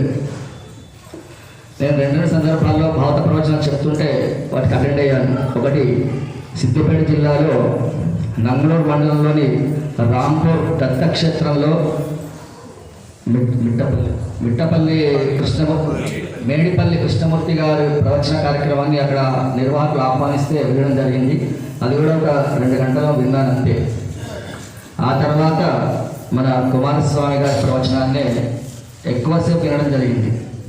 నాకు వీలున్న సమయంలో వెళ్ళడం జరిగింది అక్కడికి. ఆ సందర్భంలో అంటే నేను 2 సార్లు విన్న దీనికే నాకు ఈ భౌత ప్రవచనం చెప్పేటువంటి అవకాశం కల్పించిన మన గురు మాధవ స్వామి గారికి నమస్కారం తెలియజేస్తున్నా. స్వామి గారు నా పేపర్ అడిగితే ఎప్పుడో ఆగస్టులో అనుకుంటా నాకు జరిగింది. అది డిసెంబర్లో అంటున్నారు కదా. సరే, అప్పటి వరకు నా జగన్ ఏంటంటే స్వామి దగ్గరికి వెళ్ళి నా మొదలు పెట్టుకొని నా జాబితా నా పేరు తొలగించుకోవాలని చాలా చాలా ప్రయత్నాలు చేశాను. స్వామి దగ్గరికి వెళ్ళి 2 సార్లు వెళ్ళాను. స్వామి దగ్గరికి వెళ్తూ స్వామికి మాట చెప్పాడు, నువ్వు పురోహిత వృత్తిలో ఉన్నావు కదా, సత్యనారాయణ చాలా చేయిస్తుంటావు, అది చాలా కష్టం చెప్పండి. సత్యనారాయణ చేయడం చాలా కష్టం, బాధపడడం చాలా సింపుల్గా ఉంటుంది, సులభంగా ఉంటుంది, నువ్వు ఇది చేయాలి అని అన్నాడు. మళ్ళీ మరొకసారి వెళ్ళాను. వెళ్తే అప్పటికి నా నోరు గురించి మాట అన్నాడు. ఇంకా ఏమన్నానంటే, స్వామి ఇది నా నిర్ణయం కాదు, నేను మెదక్ బ్రాహ్మణుల పేర్లు అందరికీ కొంతమంది రాసి గురువుగారి చిత్రం తీశాను, అది పేరు వచ్చింది. గురువుగారి ఆ ధిక్కరింపజేస్తామంటే నువ్వు చెప్పకు అన్నాడు. అంటే ఇక నేను ఇంకో మాట్లాడుకుని నేను వెళ్ళిపోయాను కానీ చాలా భయం, మరి చెప్పాలంటే చెప్పలేను అని. ఆ తర్వాత కూడా అక్కడికి కూడా నెల సమయం ఉండేది నాకు ప్రిపేర్ అవ్వడానికి. అయినా నేను ఇంతవరకు కూడా వాళ్ళు ఇచ్చిన ఒక పుస్తకం ఇచ్చారు నాకు చదువుకోమని. అది అప్పటి వరకు నేను ఓపెన్ చేయాలి, చదవలేదు. భారత ప్రవచనం ఒక 4 రోజులలో ప్రారంభోత్తరంగా మా సర్వసర్వ చాలాసార్లు మెసేజ్ పెడుతుండే, రంగంపేట మీటింగ్ ఉండదు, అటెండ్ చేయండి, స్వామి గారు సూచనలు చేస్తారు, అవన్నీ మీరు పాటించాలి. తర్వాత మీకు ఎప్పుడైనా భారత ప్రవచనం చదివినప్పటికీ ఏమైనా డౌట్స్ వస్తే స్వామి గారికి ఎప్పుడు సరే వెళ్ళొచ్చు. ఇందులో ఒక ఇచ్చారు మాకు అవకాశం, ఎప్పుడైనా సరే వెళ్ళి మీ డౌట్స్ ఏమంటే స్వామిలతో చెప్పి మీరు దాన్ని తీర్చుకోవచ్చు అన్నారు. కానీ అవన్నీ మాకు ఎక్కలేదు. అన్నింటినీ కూడా మా వృత్తిలో కావచ్చు, బిజీలో ఉన్నట్టు కావచ్చు, లేకపోతే కావాలని కావచ్చు, అన్నింటినీ నిర్లక్ష్యం చేసిన. అది నా సంపూర్ణ నా దోషమైంది. 2-3 రోజుల ముందు ఆ పుస్తకాన్ని తీసి నేను చదవడం ప్రారంభించిన, ఇక తప్పట్లేదు. అప్పుడు మా ఇంట్లో మా పిల్లలు అనేవారు, మా కూతురు కానీ మా కొడుకు కానీ, నువ్వు ఇంత శ్రమపడుతున్నావు దీని గురించి, ఇంత భయపడుతుంటే టెన్షన్ పడుతున్నావు, నువ్వు పరీక్షలప్పుడు కూడా ఇంత ప్రిపేర్ కాకుండా దీనికి వచ్చాను. కానీ అదేదో నా గురించి కాదు, నేనేదో మంచిగా తెచ్చుకోవాలనో లేకపోతే ఇంకా చెప్పాలని కాదు, నా పేరు ప్రతిపాదించిన స్వామివారికి చెడ్డ పేరు రాకూడదు అనే ఉద్దేశంతో మాత్రమే నా ప్రయత్నం చేయవచ్చాను. ఎందుకంటే అంతకుముందు చెప్పినట్టు ఒక 50 మంది 60 మంది వస్తేనేమో అనుకుంటే అప్పుడు నేను మీటింగ్ పెట్టినప్పుడు చాలాసార్లు చెప్పాను.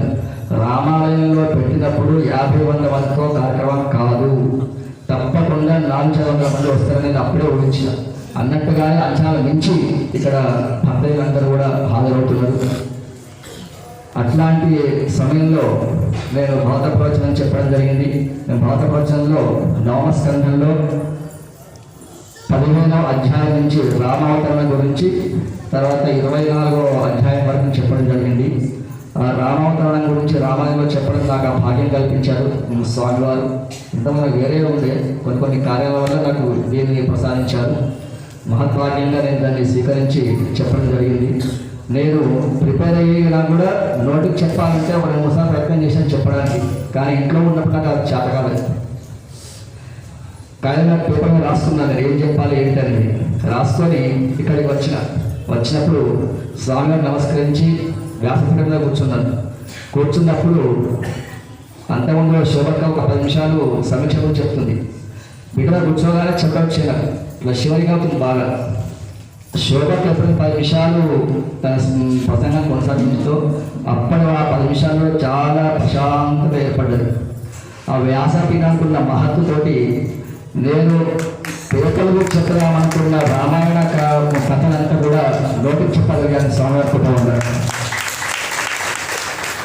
అంటే నేను చెప్పడం అయోమయ పరిస్థితి, గందరగోళ పరిస్థితిలో ఉన్న నన్ను నేను కూడా భారత ప్రవచనం చెప్పగలను అనే స్థాయి తీసుకువచ్చారు మన స్వామివారు. ఇప్పటి మానవకాశాన్ని ఇచ్చిన మీకు చిన్నపాటి ప్రణామాలు తెలియజేస్తున్న స్వామి వేదిక నుంచి.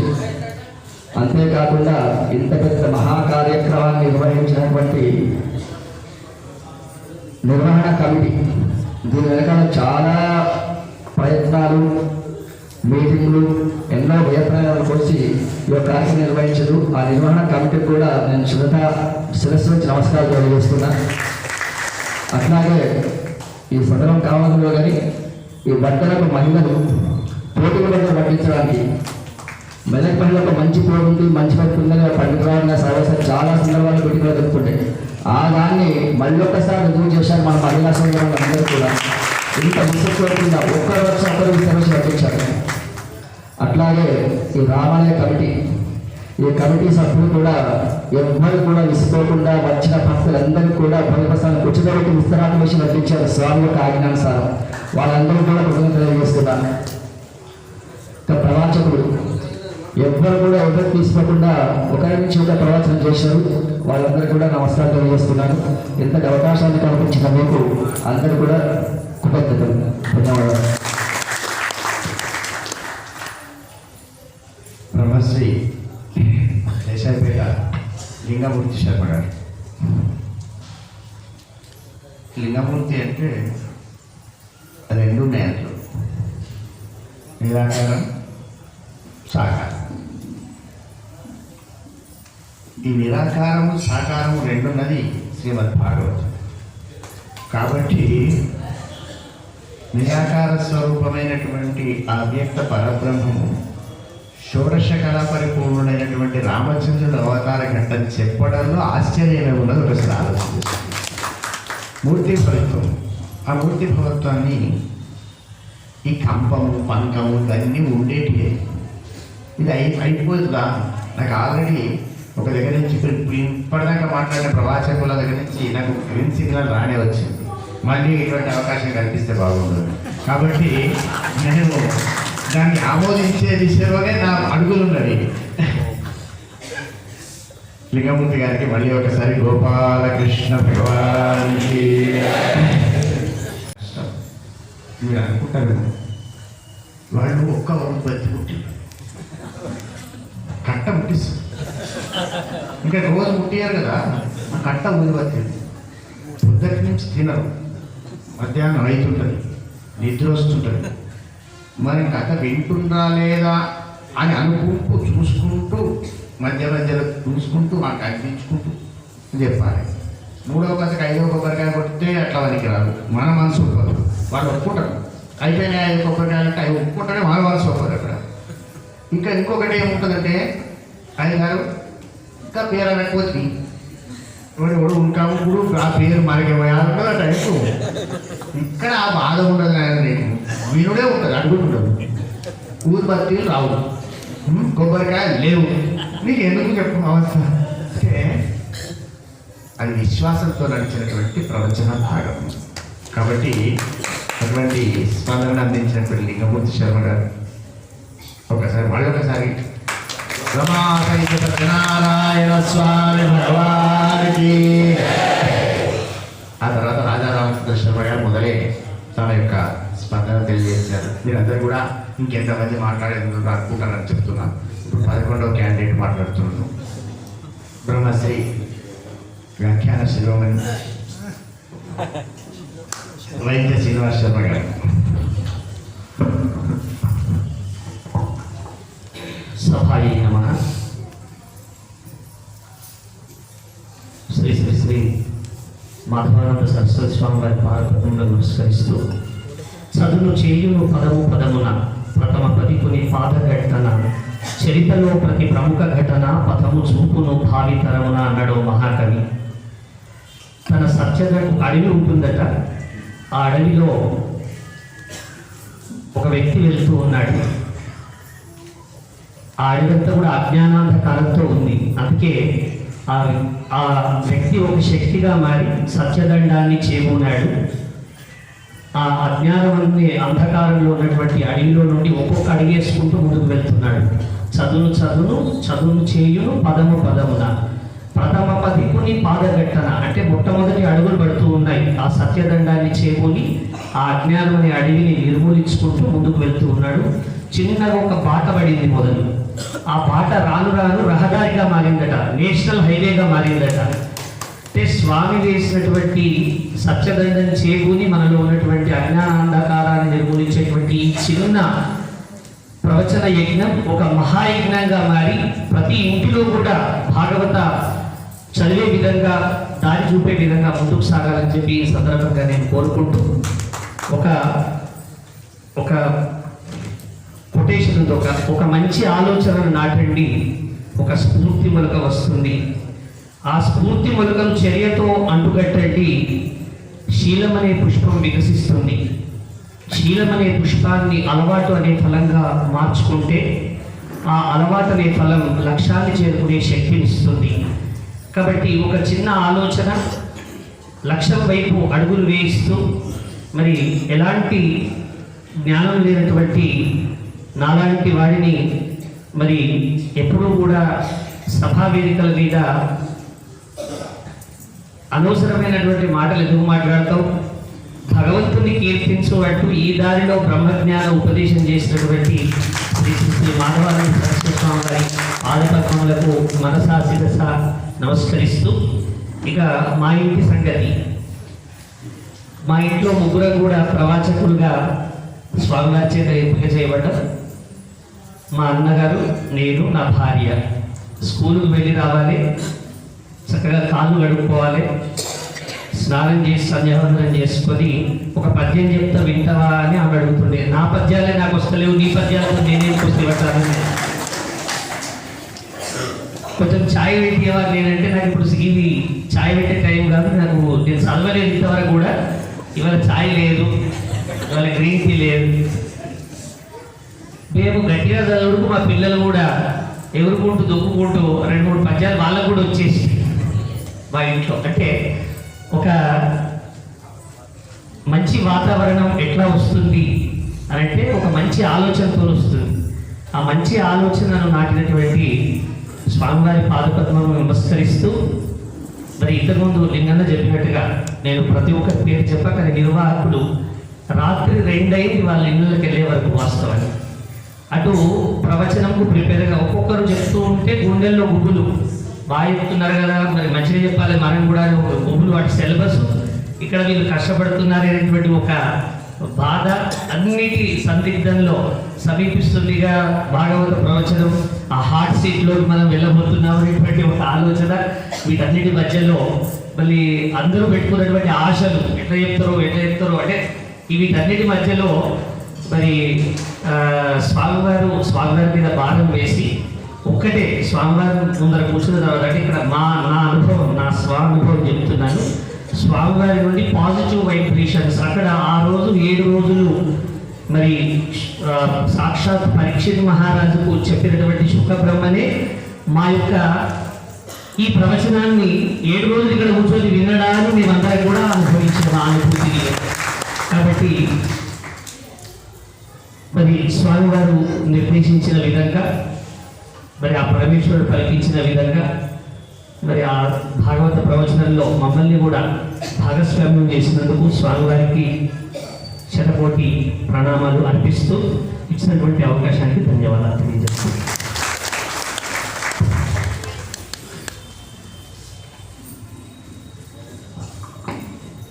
బాగా వేడిగా ఉన్న సమయంలో లింగమూర్తి చల్లగా చేస్తే తర్వాత వైద్యం అందించిన వాళ్ళు వైద్య బృందం, దశమస్కంధం అంతా వైద్య బృందంతో నడిచింది.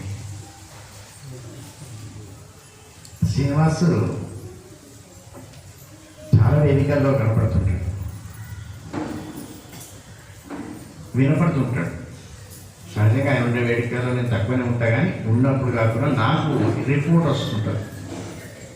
ఏమని మస్తు మాట్లాడాను, ఇవి మస్తు చెప్పి భద్రాచలంలో కూడా కార్యక్రమం అయితే ఆయన పిలిపించుకున్నాం. ఆ భద్రాచలం రాముడు రికమెండ్ చేసినట్టు ఏమని రాముడి దగ్గర వచ్చి మాట్లాడాడు, కృష్ణుడి గురించి కూడా దశమస్కంధం మాట్లాడమని. అంతే చెప్పి చక్కటి ధారాళమైనటువంటి ధాటి ఉంది కానీ దాటిపోకుండా నేనున్నా ఆ పక్కన. దానివల్ల ఇంకొకటి ఏమంటే చాలామంది పరిచయమైన వాళ్ళు ఉన్నారు ఆయన.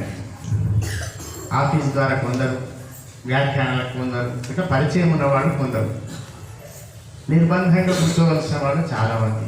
ఎందుకంటే సాయిబాబా సార్ శిష్యులు కొందరు, సునీతరామ శిష్యులు కొందరు, ఈమె శిష్యులు కొందరు, వాళ్ళ శిష్యులు కొందరు, నాకు శిష్యులు కొందరు, ఎటువైనా కష్టమే.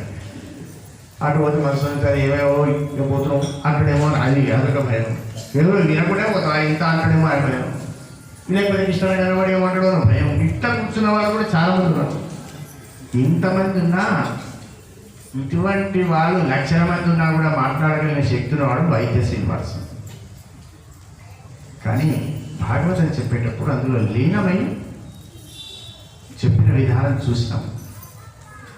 అదంతా ఇప్పుడు చెప్తారేమో నేను అనుకున్నాను. వాస్తవానికి అసలు చెప్పకుండానే మన సమయాన్ని చక్కగా వినియోగించుకొని ఆయన భార్యకు మాట్లాడే అవకాశాన్ని, ఏమంటే ఎక్కువసేపు మాట్లాడితే నువ్వు మాట్లాడే బిడ్డ కాదు చెప్తాను అనుకున్నాను. మాట్లాడే అవకాశాన్ని కల్పించిన శ్రీనివాస్ శర్మ గారికి గోపాలకృష్ణ భగవానికి, తర్వాత చిరంజీవి వైద్య అంబికాశ్వర్. సభాయ నమః. సభలో వ్యక్తంగా అవ్యక్తంగా ఉన్న గురువులందరికీ నమస్కారం. భాగవతం విషయానికి వస్తే స్వామివారు భాగవతంలో పేరు సెలెక్ట్ చేసినప్పుడు బీజాక్షరాన్ని నాటాడు. బీజం అంటే విత్తనం. ఒక విత్తనాన్ని నాటినప్పుడు దానికి అనుకూలమైన పరిస్థితులు ఉన్నప్పుడు అది మొలకెత్తుతుంది. అంటే మా లోపల బీజాక్షరాలు స్వామివారు నాటారు. నేను భాగవతాన్ని ఒక్కసారి చదివాను. మా చిన్నబాబుతో గర్భవతిగా ఉన్నప్పుడు మా బంధువులు అగస్తేశ్వర శర్మ గారు నాకు తెచ్చిచ్చారు. అమ్మ గర్భవతిగా ఉన్నప్పుడు భాగవతాన్ని చదవాలంటే నేను అది 9 నెలలలో కంప్లీట్ చేశాను. ఉద్యోగం చేసుకుంటూ కూడా 9 నెలల మెటర్నిటీ పెట్టే వరకు నేను కంప్లీట్ చేసుకున్నాను. అప్పుడు చదివాను. కాకపోతే ఒక చదవాలి కాబట్టి పుస్తకం లాగా చదువుకుంటూ పోవడం జరిగింది. స్వామివారి పేరు సెలెక్ట్ చేసినప్పుడు ఫస్ట్ ఒకటి అంటే వారి ఆదరణకు నా పూర్వజన్మ పుణ్యం కూడా సరిపోదండి. కేవలం కరుణ. ఆ కరుణను నేను దూరం చేసుకోవద్దు. అంటే సద్గురువులు వాళ్ళు స్మరణతో దీక్ష ఇస్తారు.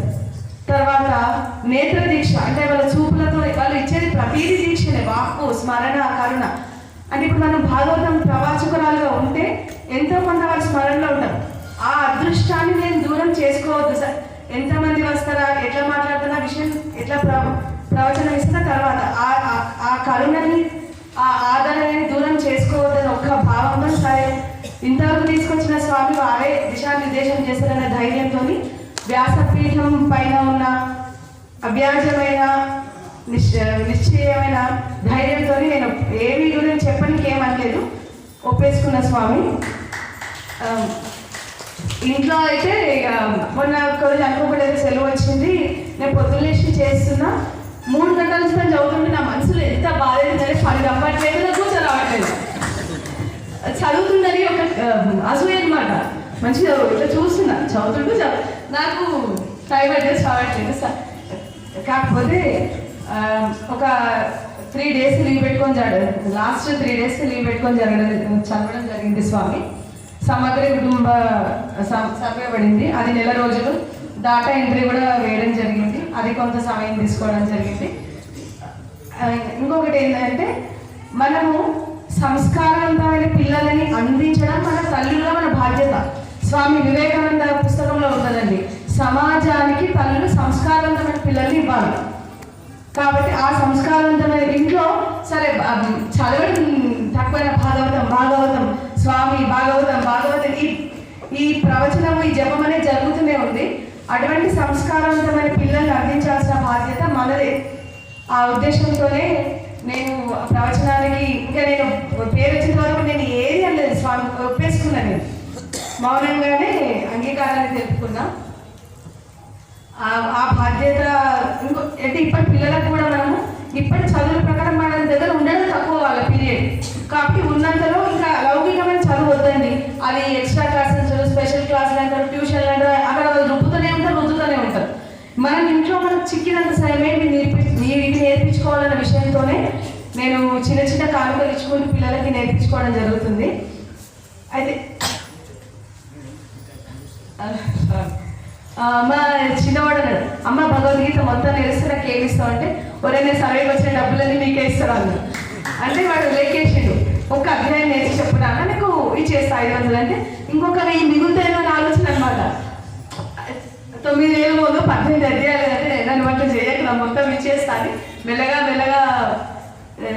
దండోపాయాలు కదండి, సామధాన వేద దండోపాయాల ద్వారా రావడం జరుగుతుంది. ఇంతటి కార్యక్రమాన్ని విన్నవారికి నిర్వహించిన వారికి అందరికీ ఈ యజ్ఞం జరగడం సామాన్య విషయం కాదండి. అందరికీ కూడా కృతజ్ఞతలు తెలుపుకుంటా చివరిలో స్వామి వారికి వారి కరుణకు ఎప్పుడు కూడా మమ్మల్ని దూరం చేయవద్దని వేడుకుంటున్నాను. ఇటువంటి బీజాక్షరం నిన్న స్వామివారు అన్నారు, భగవద్గీత విషయంలో కూడా ఆలోచిస్తున్నాను అంటే భగవద్గీత, సుందరకాండ, మహాభారతం ఎన్నో ఇతిహాసాలు పురాణాలు ఉన్నాయి. అవన్నీ బీజాలు కూడా మా వాళ్ళలో నాటి స్వామివారు మాకు నాటారు, అనుకూలమైన వాతావరణాన్ని కల్పించారు. మన సంస్కారంతో దాన్ని పెంచి పోషించాల్సింది మనమే. అది దానికి మన సంస్కారంతో యాడ్ అవుతే ఎరువుగా మారితే అది ఇంతకుముందు మా వారు వైద్య శ్రీనివాస్ గారు అన్నట్టు మొక్క నాటడం జరిగింది. దాన్ని పెంచి పోషించుకోవాల్సింది భగవంతుని అనుగ్రహంతో మనము. స్వామివారికి ఒక్క భజన.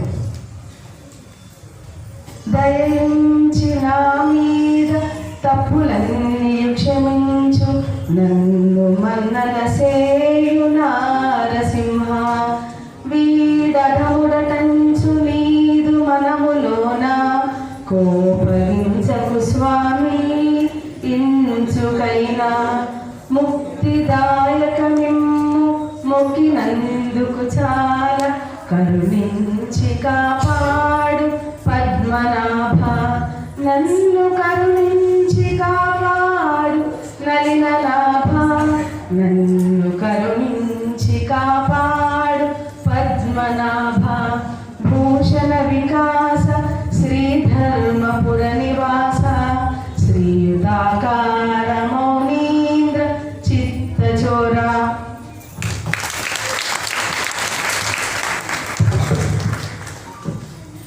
అమ్మా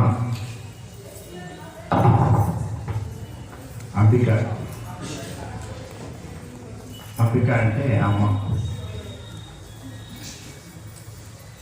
నేనని మీరు విన్నరో లేదు కానీ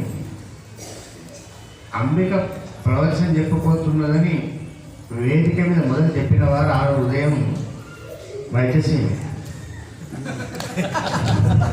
ఎందుకంటే అంబికావనంలో ఉన్నానని 2-3 సార్లు చెప్పాను. అంటే అవును, వాస్తవం సాయంత్రం అయితే అంబికావనంలో ఉంటాం అంతా అని నేను అనుకున్నాను. అంబిక చాలా చక్కటి అడ్మినిస్ట్రేటర్ అని తెలిసింది.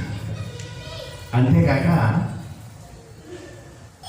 శ్రీనివాసే కొంచెం తక్కువ సహకరించినట్టు మనమందరం భావించిన ఆమె ఆగ్రహించలేదు. ఎందుకంటే మా వారు పొగిడించుకోగలిగితే నాకు పొగడతనే అనుకునే నారీ హృదయాలున్నది మన భారతదేశం. ఎక్కడన్నా ఒక 100 రూపాయలు చంద రాయాల్సి వస్తే నేను వైదేహి చంద ఇస్తానంటే మా వారి పేరు రాసుకో అంటే అంతటి సహృదయ స్త్రీలు ఉన్నటువంటి భారతదేశంలో మనం ఉండడం మన అదృష్టం. ఆ హృదయం ఇక్కడ ఆవిష్కరణ అయింది. తన యొక్క బాధ్యత నిర్వహణను సక్రమంగా చేస్తూ వేదికను కూడా అంత చక్కగా ఆ రోజు అలరించిన విషయాన్ని మనం అందరం నిర్ణయించుకోవాలి. పాపం టైం అయిపోతుంది అని అందరు అంటుంటే దానికి చూసింది. అమ్మ మొదలు చెప్పిన అందరి కోసం చూడకు, నా కోసం చూడు. ఎంత రాత్రగా మొత్తం అయినాకనే మనం చేస్తామని చెప్పి ఆ విషయాన్ని మనం జ్ఞాపకం చేసుకోవాలి. అంటే ఆ విధంగా మనం చక్కగా తొట్టుపాటు లేకుండా అప్పుడు ఎట్లా మాట్లాడిందో తొడకకుండా పెడకకుండా. నేను వాస్తవాన్ని సెలెక్ట్ చేసుకున్నది మా అమ్మలు మా బిడ్డలు ముత్యాలంటే ముత్యాలే. హృదయస్పదన అందించింది. మళ్ళీ ఒకసారి గోపాలకృష్ణ. నేను అనుకుంటున్నటువంటి దానికి రెండవ సెకండ్ ప్రపోజ్ ఏమంటారు, నామినేషన్ వేస్తే ఏమంటారు, బలపరచులు. మొదటి బలపరచులు, రెండవ బలపరచులు కూడా అయిపోయింది. ఇక ఏమన్నా ఇక మీరు రంగాన్ని కూడా ఉన్నది కాబట్టి ఈ దాని గురించి నేను ఆలోచన చేస్తాను. మీరు నిర్వాహకులు భయపడకూడదు, మళ్ళీ ఏమేమి ఉంటుంది మనసు అంటే భయపడకూడదు. దాని గురించి ఆలోచన నడుస్తుంది. కాబట్టి భారతమా, భాగవతమా, భగవద్గీత, నేను ఎన్ని భాగవతాలు చెప్పినా, 2 రామాయణాలు చెప్పినా, మళ్ళీ నీ రామాయణం నీకు, నా రామాయణం నాకు తప్పదు. అయినా కొంచెం సేపన్నా దాన్ని వినోదించే అవకాశం, విజ్ఞానం అందుకునే అవకాశం లభిస్తుంది అని తెలియజేస్తూ, తర్వాత శృతి గీతాలను సగం సగం చెప్పి మళ్ళీ చెప్పడానికి సిద్ధమైనటువంటి బ్రహ్మశ్రీ రావికోటి సోమశేఖర్ శర్మ గారు. ఎందుకంటే టైం అయిపోతుందని టైం చూస్తున్నాడు కానీ నేనున్నా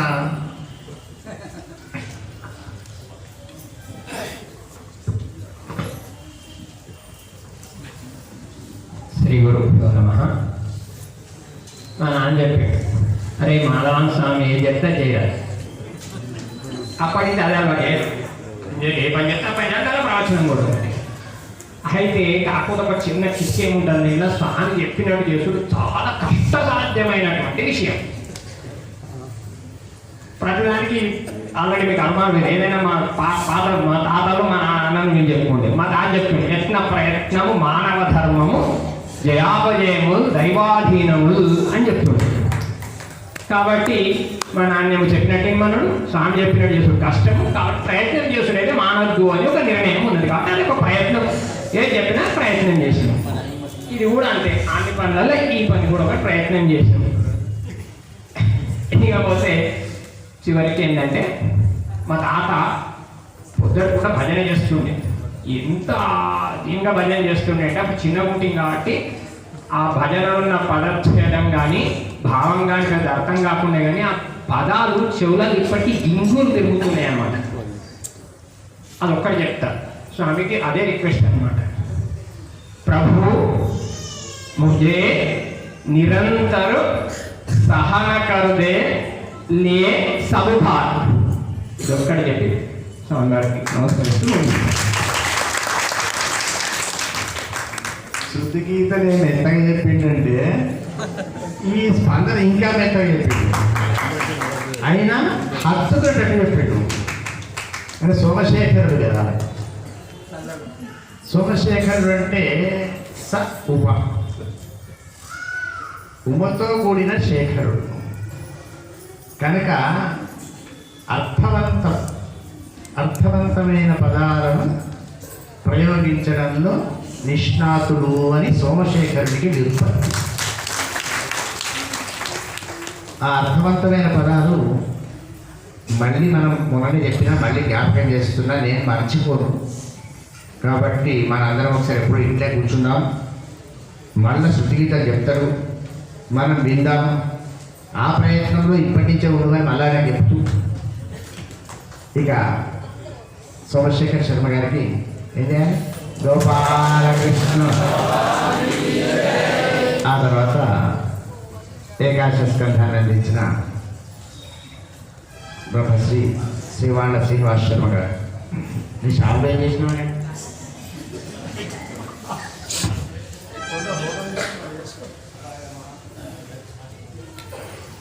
సభాయ నమః. స్వామివారి పాదపద్మాలకు నమస్కరిస్తూ, వీళ్ళందరికీ పొద్దున సాయంత్రం అప్పగిస్తే నన్ను మధ్యలో ఎక్కించిండు. కాబట్టి 12:30 స్టార్ట్ అయితే 2:30 బంద్ చేయాలి.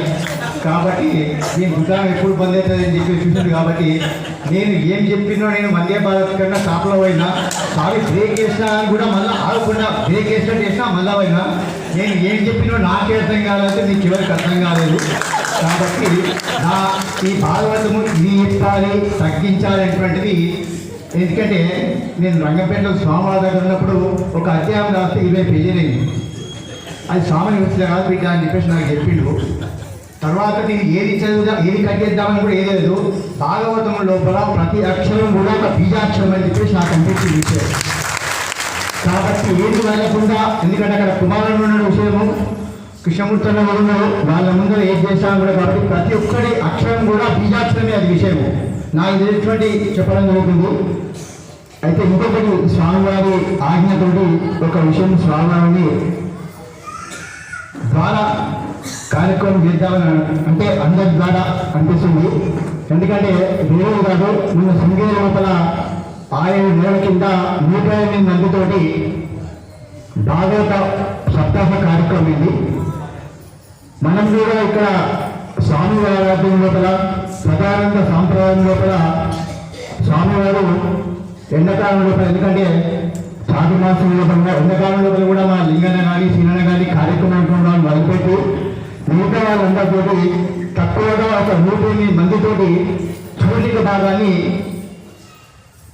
సప్తాహం చేయాలని చెప్పేసి నాకు అనిపించింది. దీని లోపల ఎందుకంటే మళ్ళా నాకేంటంటే నాతో కార్యక్రమం పెడితే మళ్ళా దానికి వన్నీ కావాలి, రామరాజ్ కాదు, దోతి కావాలి, చేప కావాలి, చెంబు గ్లాసు ఉద్దరిని ఇవి కావాలని కాదు.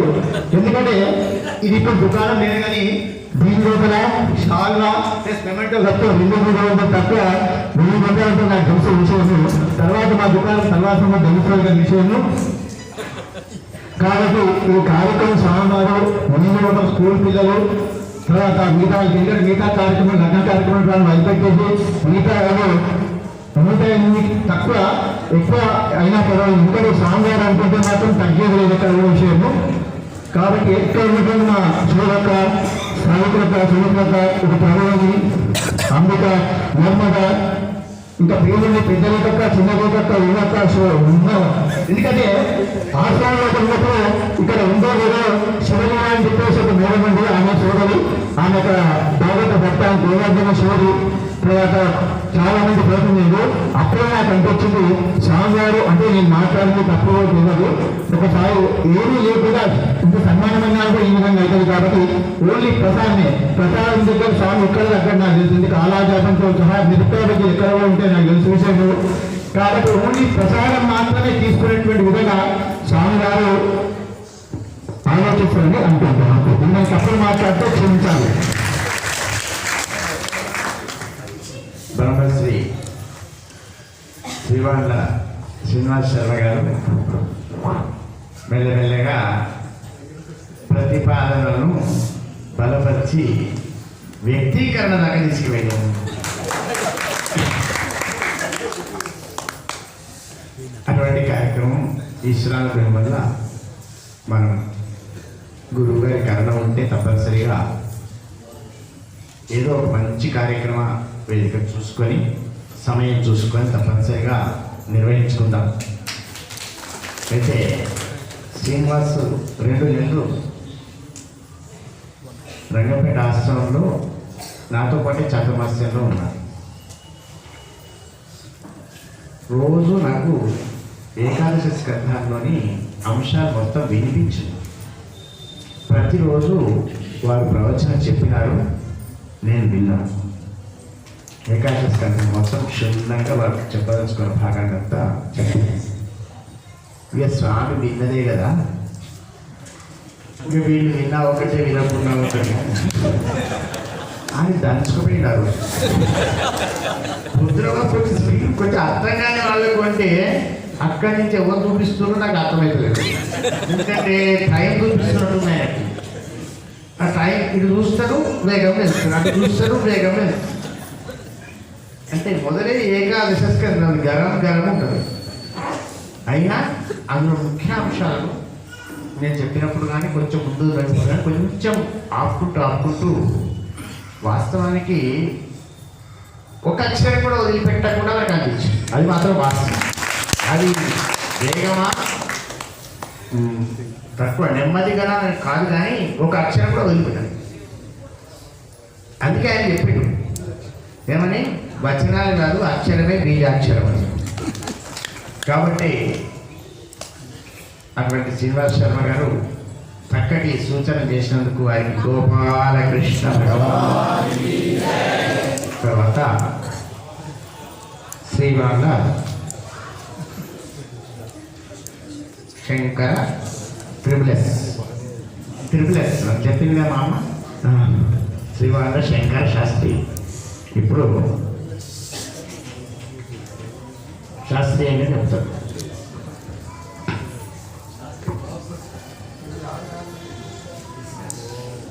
సభాయగమ ఇది నిన్నటి దినము స్వామివారి చెప్పినట్టుగా కేవలం అనుభవాలు చెప్పమన్నాడు. అది మా నాన్న చెప్పిన సమయం చాలా మించిపోయింది. నేను చెప్పిన 12:30 అని చెప్పాను నాన్న. ఇప్పుడు ఆల్రెడీ ఇట్ ఇస్ 1 o'clock. సరే, అది పక్కన పెడితే జూలైలో అనాది ప్రాచీన శివాలయంలో కుమారకాక చేత మా ఇంటి సభ్యులు మా తాతగారి మా నాన్నగారి కోరిక పేరు సార్ జరిగింది. నేను లాస్ట్ డే వచ్చాను బీజాపూర్ నుంచి. ప్రస్తుతం బీజాపూర్లో పనిచేసి లాస్ట్లో వచ్చాను. వచ్చినాక నాకు ఎటువంటి అలవాటు ఉందంటే, నేను శృంగేరికి వెళ్ళి జగద్గురు దర్శనానికి వెళ్ళినా, స్వామివారి దర్శనానికి వెళ్ళినా దండం పెట్టుకుంటాను. వాళ్ళ దృష్టి పడ్డదాల్లో చూస్తాను, పక్కకి వెళ్ళిపోతాను. నేను ఏం అడగను, ఏం మాట్లాడను.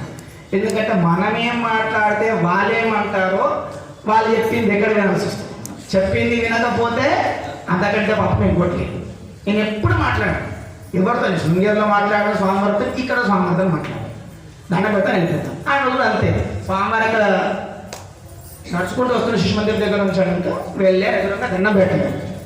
దండం పెడితే నీ గురించి చూస్తున్నాను వచ్చినావా అన్నాడు.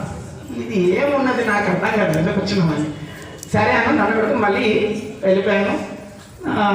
వంట ఏర్పాటు దగ్గర ఉన్నాను. మళ్ళీ పిలిపించాను. పాదపూజ అవుతుంది నా అన్న. పాదపూజ దగ్గర పిలిచాడు. సరే ఇంకేం చెప్తాడేమో అనుకున్నాను. అక్కడ పాదపూజ కానీ మళ్ళీ పెద్దవాళ్ళకి చెప్పేసి నేను మండదిరిపోతుంది పెద్దవాళ్ళని చెప్పేసి కొత్త ప్రసాదానికి ఇంటికి వెళ్ళిపోయినా అక్కడ ఉన్నాను. కొంతసేపటికి పని వచ్చి నీ పేరు భాగవతం ఉంది అని చెప్పాను. ఇది ఏం భాగవతమో నాకు అర్థం కాలేదు. సరే తర్వాత ఇంకా అది సరే ఏదైనా స్వామివారు చెప్పింది చేయాల్సిన తప్పదు అనుకున్నాను. దాని గురించి అక్కడ అది వెళ్ళండి. నేను పోయి చూస్తే మాకు winter break 23rd last working day 24th December నుంచి ఉంది. నాన్న నాకు పంపించిన లిస్టులో ఇంతకు లింగన్న చెప్పినట్టు యాక్చువల్గా పాపం ఆయన చాలా శ్రమ తీసుకున్నారు. ఆయన భాగం నేను చెప్పాల్సింది నవమ స్కంధంలో, నేను చెప్పింది దేశాపల్లి లింగశ్రమ గారు చెప్పాల్సింది.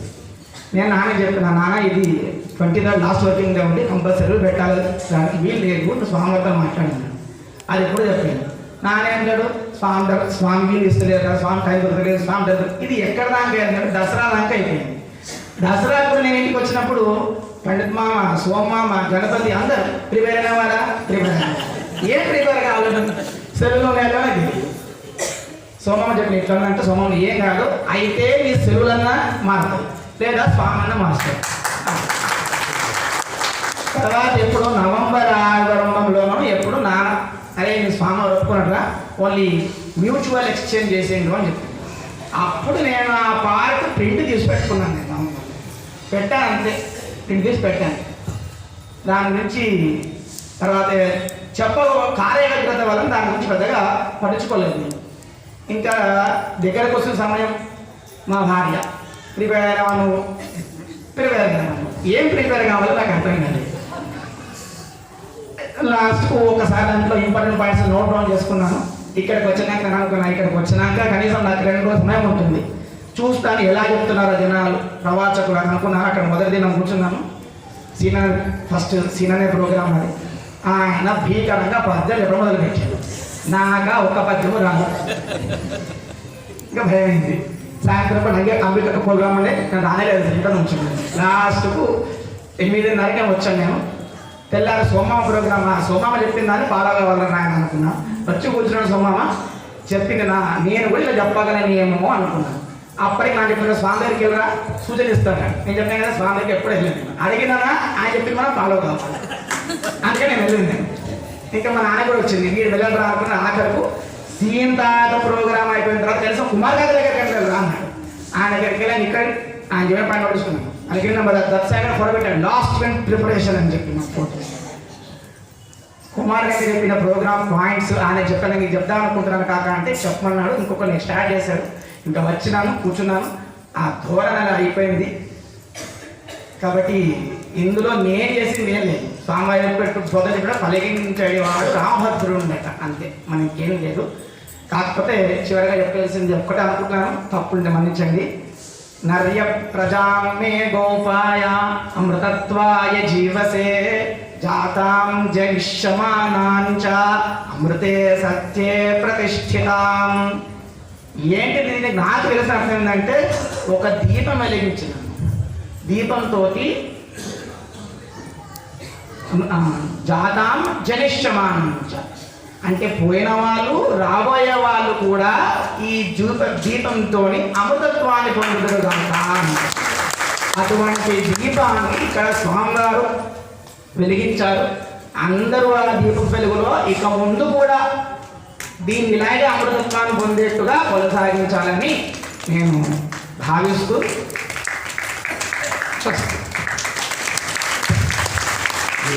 అనిపించి ఒక్కసారి వదిలిపెడుతున్నాడు. ఆ అనిపించినప్పుడు భగవంతుడు కనిపిస్తే వీడు గొప్పవాడు, అనిపించిందే కనిపిస్తే కనిగిపోతాడు, అంతే. ఆ విధంగా మాయ నుండి తప్పించుకునే విధానాన్ని మనం విన్నాం. సరే, రేపు ఎలాగో నేను 7 రోజుల అంశాలను 5 నిమిషాలలో మాట్లాడాలి అవకాశం నేను ఇస్తే కనుక, ఇంకా చాలా మీ భాషలో చెప్పానంటే హెక్టిక్ కార్యక్రమాలు ఉంటాయి. ఎందుకంటే చాలామంది 7 రోజుల నుంచి ఇక్కడ పరిశ్రమ చేస్తూ ఎన్నో రకాల సీరియల్స్ను మిస్ అవుతూ ఈ రియల్ను సీ చేయలేక, అంటే రియల్ను చూడలేక